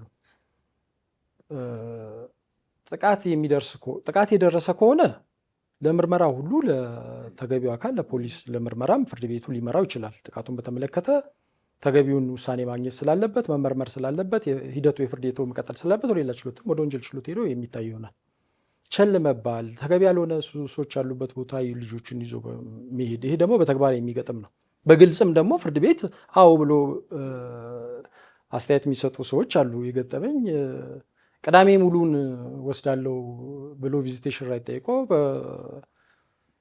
ባለሙያም ተጠንቶ ፍርድ ቤቱ ማምኖበት ቅዳሜን እንዲውል ከተደረገ በኋላ ልጁን ሙሉ በሙሉ መጠጥ ቤት ቅዳሜ ይዞ ይሄዳል። ለምንድን ነው ተብሎ ችሎት ቀኑን ሙሉ ከህፃን ልጅ ጋር ልውል ነው ወይ? ከጠዋት ጀምሮ እስከ ማታ እንዴት ከህፃን ጋር ልውል ነው ወይ? አዎ ይዞ ይሄዳለሁ፣ ምሪንዳውን ይጠጣል፣ እኔም መጠጤን እጠጣለሁ፣ ምን ችግር አለው? ችግር እንዳለበትም አያስተውልም። እንደዚህ አይነት ነገሮች ሲፈጠር ቅድም እንዳልኩት ሰው እንግዲህ በእውቀቱ ልክ ነው የሚሄደው። አንዱ የክህሎትና የእውቀት ማነስ ስለሆነ ሙሉም ገልጸዋለች። ፌዴራል ጠቅላይ ፍርድ ቤት ህጻናት ፍትህ ፕሮጀክትና ሌሎችም ተቋሞች አሉ። የአስተዳደግ ክህሎት እንዲሰጠው ልጁ ላይ የሚያሳድረውን ጉዳት እንዲያቅ ማንም ሰው እያወቀ አጠፋም ተብሎ ስለሚታሰብ እያወቀ እያጠፋ ከሆነ ደግሞ ሌላ አማራጭ የሚሆነው ጊዜውን መገደብ ለአንድ ለ2 ሰዓት መፍቀድ፣ ከጊዜ መገደብ ሌላ ደግሞ ቦታ መገደብ፣ ይዟቸው የሚገናኙበት ቪዚት ሲደረግ የጉብኝቱ ቦታ እዚህ ቦታ ላይ ከዚህ እስከዚህ ሰዓት እንዲሆን ማድረግ። አጭር ሰዓት የተወሰነ ቦታ ከዚህ ቦታ ወደ ሌላ ቦታ ይዞ መሄድ አይችልም ብሎ ቦታ መገደብ። ሰዓት ተገድቦ ቦታ ተገድቦም ስልጠናም ተሰጥቶት አስቸጋሪ የሚሆን ከሆነ ግን ሌላ አደልት ሱፐርቪዥን ያስፈልገዋል ማለት ነው። ሌላ ትልቅ ሰው ብዙ ጊዜ አሳዳሪነት የተሰጠው ወላጅ ባለበት ጉብኝቱን እንዲያከናውን እሱ ብዙ ጊዜ አስቸጋሪ ነው። ፍርድ ቤት የሚቸገሩባቸው ነው። ሲገናኙ የበለጠ ጭቅጭቅና ድብድብ ልጁ ተገቢ ያልሆነ ነገር እንዲያይ ማድረግ። አስፈላጊ ከሆነ ግን ሌላ ከአሳዳሪው ወላጅ ከሆነው ከተፋታው ወገን ሌላ አደልት የሆነ ለአካለ መጠን ያደረሰ በሱ ቁጥጥር ስር ልጁን እንዲጎበኝ ማድረግ ነው። እነዚህ ሁሉ አልፈው ግን የመጨረሻ አማራጭ የሚያዝ ከባድ ነው። ልጁ አባቱን እንዳያገኝ ወይ እናቱን እንዳያገኝ ማድረግ የመጨረሻ ደረጃ ላይ ከሄደ ለልጁ መልካም አስተዳደግና ደህንነት ማይጠቅም ከሆነ ግን ያገኘውም የሚባለው ለልጁ መልካም አስተዳደግና ደህንነት አይደል። ስለዛ መዝኖ ፍርድ ቤቱ የበለጠ ለልጁ መልካም አስተዳደግና ደህንነት የትኛው ይሆናል የሚለውን ቅድሚያ በመስጠት ጉብኝቱ ለተወሰነ ጊዜም እንዲቋረጥ ሊያደርግ ይችላል እስኪሻሻል ድረስ ጉዳዮች። ይሄ መጨረሻ አማራጭ ሆኖ መዝኖ ግን ፍርድ ቤቱ ያው choosing between two evils ነው። ከሁለት መመረጥ ከማይችሉ ነገሮች ሌዘር ኢቭል መምረጥ ነው። ፍርድ ቤቶች ወደዛ ደረጃም ይሄዳሉ። እስካሁን ግን የተከለከለ በተግባር አልገጠመኝም። እሺ፣ የእናንተ ስራ ቅድም ሲገልጹልኝ እንደነበረው ለፍርድ ቤት ምክር ሀሳብ እስከ መስጠት ድረስ ነው። ከዛ ፍርድ ቤቱ የራሱን የመሰለውን ውሳኔ ይወስናል። ነገር ግን የህፃናቶቹ ጉዳይ ግን ወይም ጥቅማቸው ጉዳይ ግን የፍርድ ቤት ውሳኔ ላይ ብቻ አያልቅም። በተለይ ወላጆቻቸው የተጋቡ ሲሆኑ ተለያይተው እንዲኖሩ ሲደረግ፣ ያልተጋቡም ቢሆኑ ደግሞ አብረው የሚኖሩ ከነበረ የልጁ አስተዳደግ ለአንዱ የሚሰጥ ከሆነ የልጁ ማህበራዊና ስነልቦናዊ ሁኔታ ላይ በተጽዕኖ እንደሚኖረው አሉታዊ ተጽዕኖ ይታወቃል። ስለዚህ ልጁ ከዛ ውሳኔ በኋላ በተረጋጋ መልኩ ህይወቱን እንዲኖር ለማድረግ ውሳኔው ቢኖርም ምክር ሀሳቡ ቢኖርም ከዛ በኋላ ስላለው ነገር አስፈላጊ ነው ብላችሁ የምታምኑት ነገር ወይ የምታስቡት ነገር ካለ እዛ ላይ ስሮ ላላችሁ ወይ ካላችሁ ደግሞ በምን አይነት መልኩ ነው የምትሰሩት? እንግዲህ ፍርድ ቤት ሚናው ውሳኔ መስጠት ነው። ነገር ግን ያው እንደ ባለሙያ ደግሞ ምንም እንኳን የልጅ አስተዳደግ እና ጉብኝትን አስመልክቶ ውሳኔ ከተሰጠ በኋላ ያለው ህይወታቸው የህፃኑ አስተዳደግ ምን ይመስላል የሚለውን ክትትል ባይደረግም እንደ ፍርድ ቤት፣ ነገር ግን ቀድሞ የታዩ ክፍተቶች ካሉ የታዩ ጉድለቶች ካሉ ቅድም በገለጽኩት አግባብ አሳዳጊዎችን ወይም ወላጆችን የማብቃት ስራ እንደገና ደግሞ ከዛም ባለፈ ሌሎች ባለሙያዎች የሚያገኙባቸውን የመላክ ሪፈር የማድረግ እና ሪፈሩ ደግሞ ምን ላይ ደርሷል፣ እንደተባለው አገልግሎቱን አግኝተዋል ወይ፣ በተባለው ልክ ውጤት መጥቷል ወይ፣ የተሰጠው አስተያየት የሚለውን ያያል። ከውሳኔ በኋላ ግን ያው የፍርድ ቤት ሚናም ስላልሆነ ውሳኔ እስከ መስጠት ድረስ ስለሆነ እስከዛ ድረስ ነው እኛም ተሳትፎ የምናደርገው ማለት ነው። እሺ አቶ አሰግድ ከዚህ ከውሳኔ ፍርድ ቤቶች ሊሰጡ እንደሚችሉ ቅድም በተለያዩ ምክንያቶች ፍርድ ቤቶች እንደዚህ አይነት ድምዳሜ ላይ ሊደርሱ ይችላሉ የሚለውን አይተናል። ግን ይሄ የሚሰጠው ውሳኔ የመጨረሻ ወይንም ሊቀየር የማይችል ነው ልንል እንችላለን ወይንስ የፍርድ ቤቶች ለምሳሌ አንደኛው እናት የአሳዳጊ እንድትሆን ከወሰነ በኋላ ከጊዜ በኋላ ደግሞ አባት አሳዳጊ መሆን አለበት ብሎ ውሳኔውን ሊለውጥ የሚችልበት እድል አለ ወይ? ካለ ደግሞ በምን አይነት ምክንያቶች የሚለውን ደግሞ ይንገሩ። ሊለወጥ ይችላል።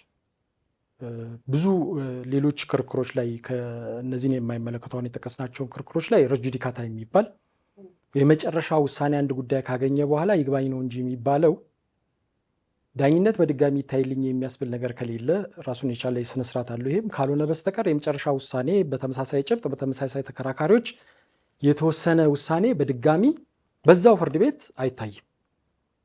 ነገር ግን የህፃናት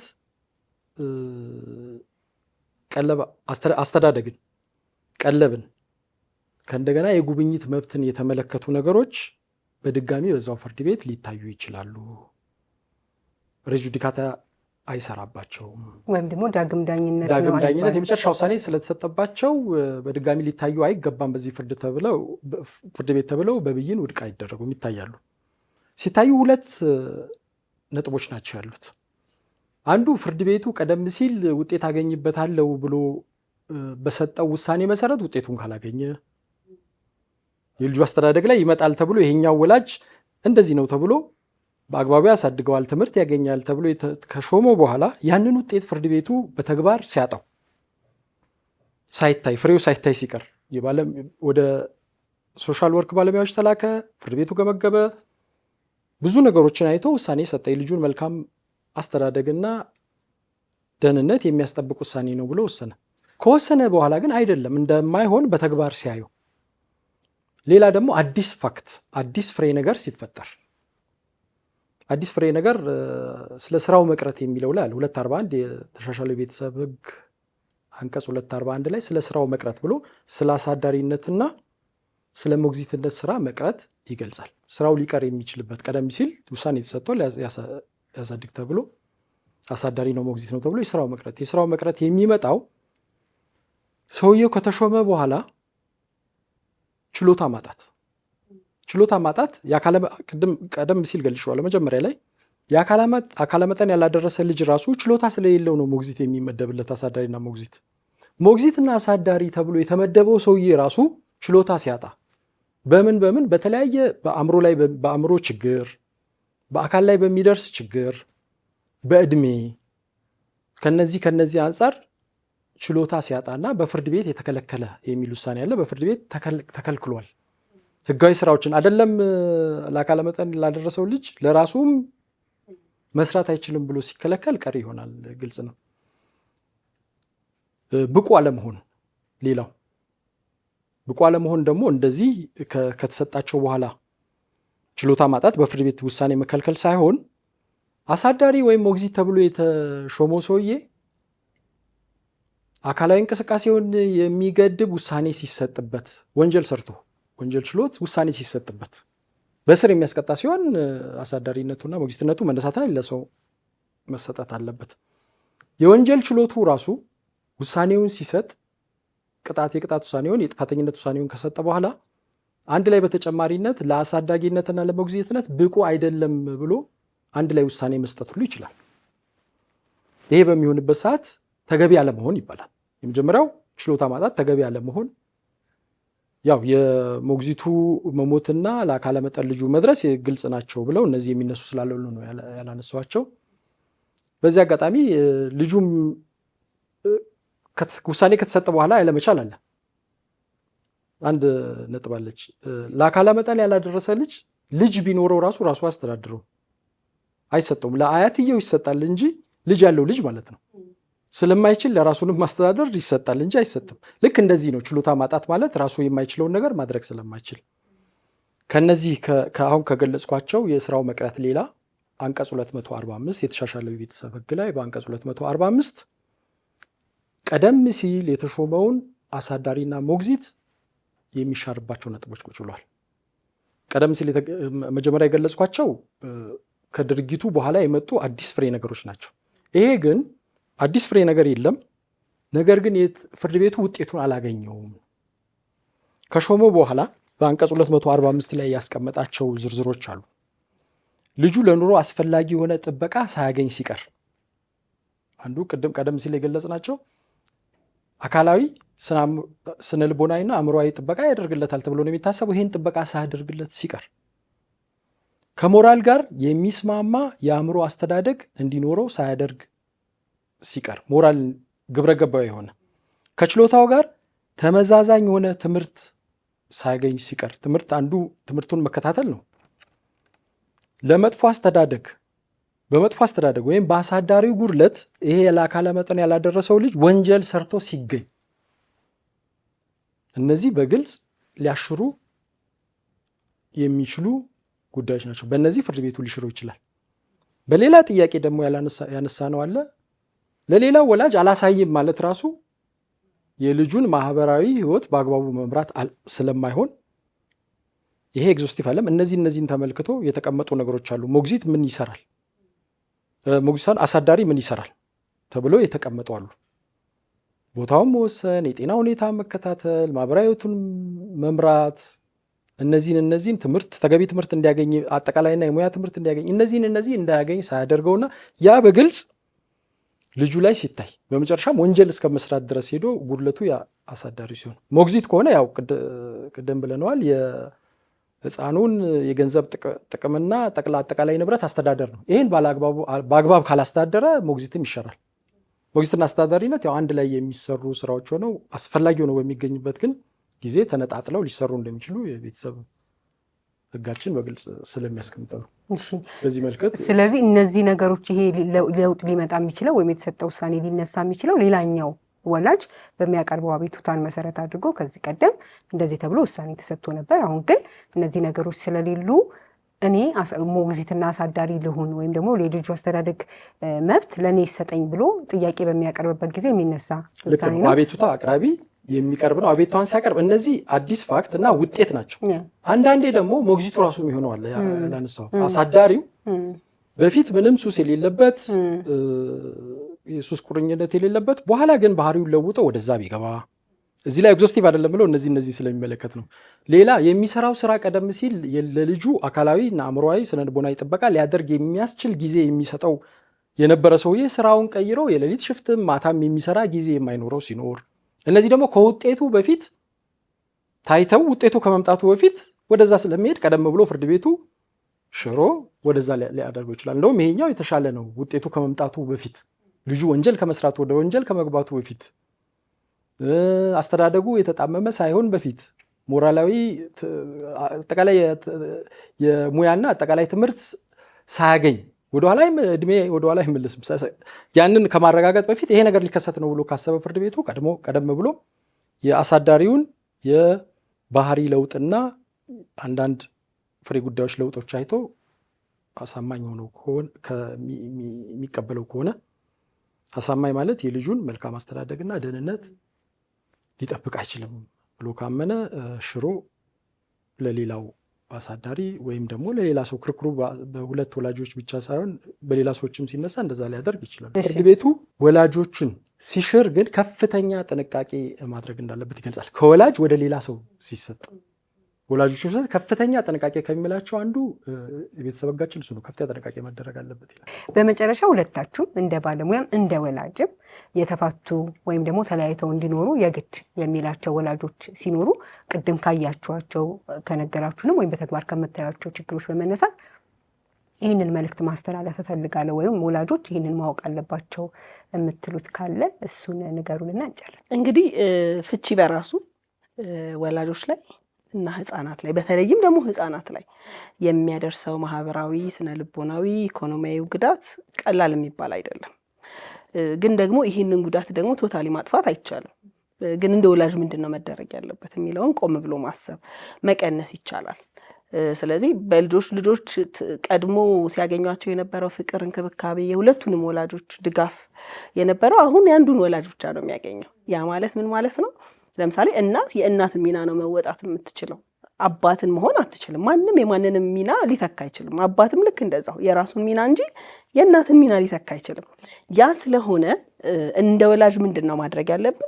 ትብብር ያስፈልጋል። ትብብር ቅድም እኔ መጀመሪያም ላይ ብየዋለሁ። ሰው ባልነትን ሚስትነትን ፈልጎ ይተዋል። እናትነትን አባትነትን እና ልጅነትን ግን የሚተው አይደለም። ያ ከሆነ ሰዎች ይገናኛሉ ማለት ነው፣ ልጁ እስካለ ድረስ። ያ ከሆነ በሰላም መገናኘት፣ ሰላምን መፍጠር፣ በባልና በሚስትነት መቀጠል የማይቻል ከሆነ ግን በእናትነትና በአባትነት ግን ሰላማዊ ግንኙነት ኖሮ መቀጠል የሚቻልበት። ይህ ሲሆን ለልጆቹ ጤናማ እድገት አስተዋጽኦ ያደርጋል። ስለዚህ ልጆችን ለምሳሌ አሉታዊ ነገሮችን ስለ አንዱ ወገን አብዝቶ አለመናገር፣ እንደው ጨርሶ አለመናገር፣ ቢቻል በመልካም ማሳደግ። የትኛውም ወላጅ ልጁን ይወዳል። የሚወድ ከሆነ ልክ ቅድም እንዳልኩት ለልብሱ፣ ለጤናው፣ ለምግቡ ጥንቃቄ እንደምናደርገው ሁሉ ስለምንናገራቸው ቃላቶች፣ ንግግሮች ሁሉ ጥንቃቄ ሊደረግ ይገባል። ልጆች ባላቸው መረዳት ይረዳሉ፣ ባላቸው እድሜ ልክ። ስለዚህ ግንዛቤም ይወስዳሉ። ምንድን ነው ማድረግ ያለብን? ለልጆች መልካሙን ነገር እየነገርን እኔና አባትህ ወይም እኔና እናትሽ አብረን መቀጠል አልቻልንም፣ ስለሆነም እኔ እንደ እናት ያንቺ ወይም አንተ በዚህ መሀል ምንም የሚመለከት ነገር የለም፣ የሚቀርብ ነገር ትኩረት አድርግ። ስለዚህ የሚያስፈልግህን ነገር ሁለታችንም በአስፈላጊ ቦታ ላይ እናደርግልሃለን። ይህንን መንገር አስፈላጊ ነው የሚሆነው ለልጆችም። ስለዚህ ሌላው አንደኛ ወላጅ ሌላኛው ወላጅ መልካም ነገርን እንዲያደርግ እድል መስጠት ነው። ቅድም እንዳልኩት ማንም እናቴና የአባትን አባቴ እናትን ሚና መወጣት የማይችል ከሆነ ሰው የእናትን ሚና እንድትወጣ ወይም አባት የአባትን ሚና እንዲወጣ ለህፃናቱ እድል መስጠት፣ መፍቀድ፣ በመልካም መላክ አስፈላጊ ነው የሚሆነው። እንግዲህ ይህ አንድ ነው። ሌላው ደግሞ ልጆችን መልእክት አስተላላፊ ማድረግ አስፈላጊ አይሆንም። ልጆች ልጅነታቸውን እንዲኖሩ ቅድም ብያለሁ። የአባቴ ሚስት ወይም የእናቴ ባል እያለ እንዲያስብ ሳይሆን አባቴ ወይም እናቴ እያለ እንዲያስብ ሆኖ እንዲያድግ ማድረግ ተገቢ ነው የሚሆነው። ሂድና ለአባት ይሄንን ንገረው፣ ሂድና ለእናትሽ እንዲህ ብለሽ ንገሪያት፣ ምን ተደረገ፣ ምንድን ነው ያለው ነገር፣ እነዚህን መረጃዎች መጠየቅ አስፈላጊ አይደለም። ልጆች ሄደው የሚያሳልፉትን ጥሩ ጊዜ ይልቅ ደግሞ ምን ልጠየቅ ነው ብለው ይሉናል እኮ። እኔ እዛኛው በጉብኝት ጊዜ ሲሄድ አልፈልግም ይሉናል። ለምንድን ስንላቸው ምንድን ነው የሚሉት? በቃ ሲሄድ የሚጠይቀኝ ቤት ማን መጣ፣ ወይም የምትጠይቀኝ እዛ ጋር ምን በሉ፣ ምንድን የተደረገው፣ ከዛስ ምን ተባላችሁ። ይሄንን መረጃ መናገር አለመፈለግ እዛ ቦታ ላይ ላለመሄድ ይፈልጋሉ። ስለዚህ ለልጆች ያልተገቡ እነዚህ ነገሮች ማቆም አስፈላጊ ነው የሚሆነው እና ወላጆች ሁልጊዜም ልጆች እስካሉ ድረስ ግንኙነታቸው የሚቋረጥ ስላልሆነ በእናትነትና በአባትነት ሰላማዊ ማድረግና መተባበር፣ ድጋፍና ፍቅር፣ እንክብካቤን መስጠት አስፈላጊ ነው ብዬ አስባለሁ። ስለሆነም እዚህ ላይ ጠንክሮ መስራት ነው። ሊከፋ ይችላል። ብዙ ያሳለፍናቸው ነገሮች ብዙ እንትን ሊሉን ይችላሉ። ግን ልጆቻችን መልካም እንዲሆኑ ካሰብን ግን እነዚህን ነገሮች ወደ ጎን አድርገን ከቻልን ልጆቻችን ስለ አንደኛው ወላጅ መልካም ነገር እየነገሩ ማለፍ፣ ካልተቻለ ደግሞ አሉታዊ ነገሮችን አለመናገር፣ እንዲሁም ደግሞ አንደኛው ወላጅ ስለ ሌላኛው ወላጅ ምን ለማለት ፈልገን፣ ለምሳሌ ከአባት ወይም እናት ወይም አያትን፣ አጎትን፣ አክስትን ሊሆን ይችላል። ስለዚህ እነሱ እኮ እየተባለ ቤት ውስጥ ስለ አንደኛው ወላጅ መጥፎነት ማውራት ተገቢ አይሆንም። ይህ ማለት ምን ማለት ነው? ልጅ የእናቱን ግማሽ አካል ነው፣ የአባቱን ግማሽ አካል ነው። ስለዚህ እናትን ብቻ አይደለም እየተናገርን ያለ ነው፣ አሊያም ደግሞ የአባትን ብቻ አይደለም እየተናገርን ያለ ነው ምንድን ነው ማለት ነው? ልጁንም ጭምር ነው። ስለዚህ ከዚህ መቆጠብ ነው። ሁለተኛው ደግሞ ልጆች እንግዲህ አጋጣሚ ሆኖ ያው በፍቺ አንዱ እንትን ሁለት ቤተሰብ የሁለት ያስተዳደግ እና ሁለት ቤት ነው ሊለምዱ የሚችሉት።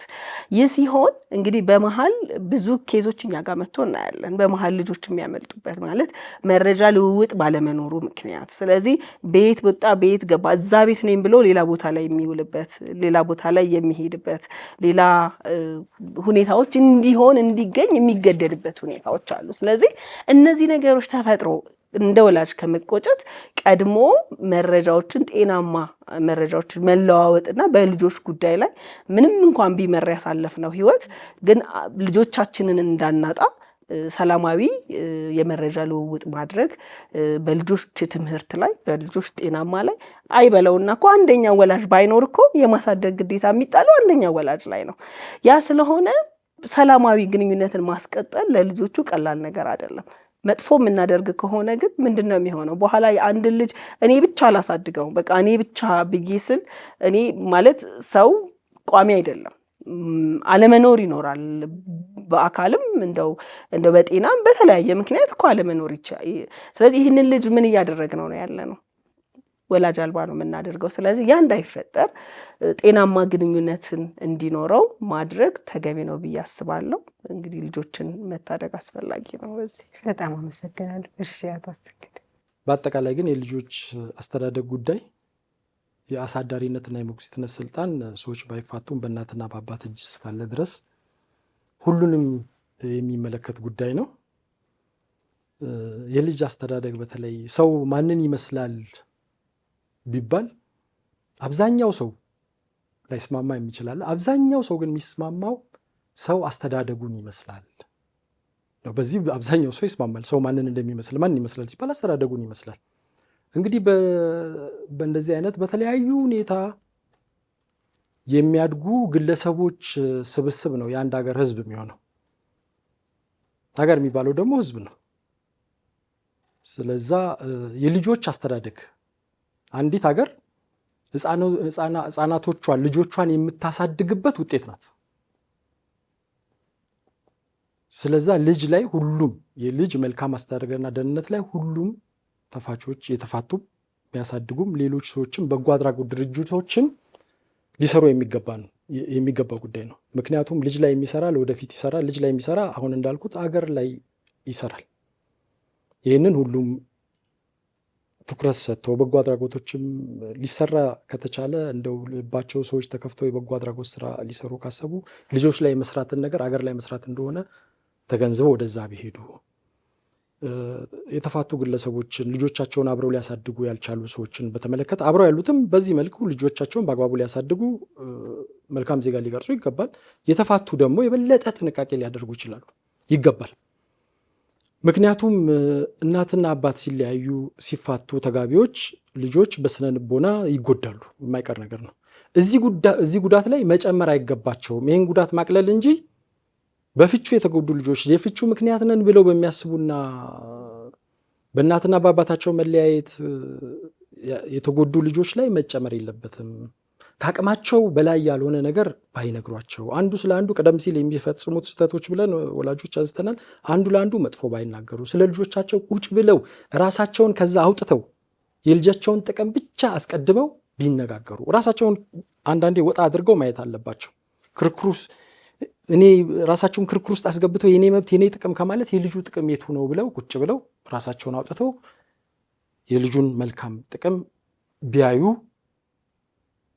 ፍሌክስብል ሆነው የፍርድ ቤት ውሳኔዎችን ቢፈጽሙ፣ ይህንን ቢያደርጉ ለልጆቹ የተሻለ ይሆናል። የእነዚህ የተፋቺ ወገኖች የህግ ባለሙያዎች ጠበቆችም ልጅን የሚመለከት ክርክር ያለበት ጉዳይ የደንበኛ ጥቅም ብቻ ያለበት አይደለም።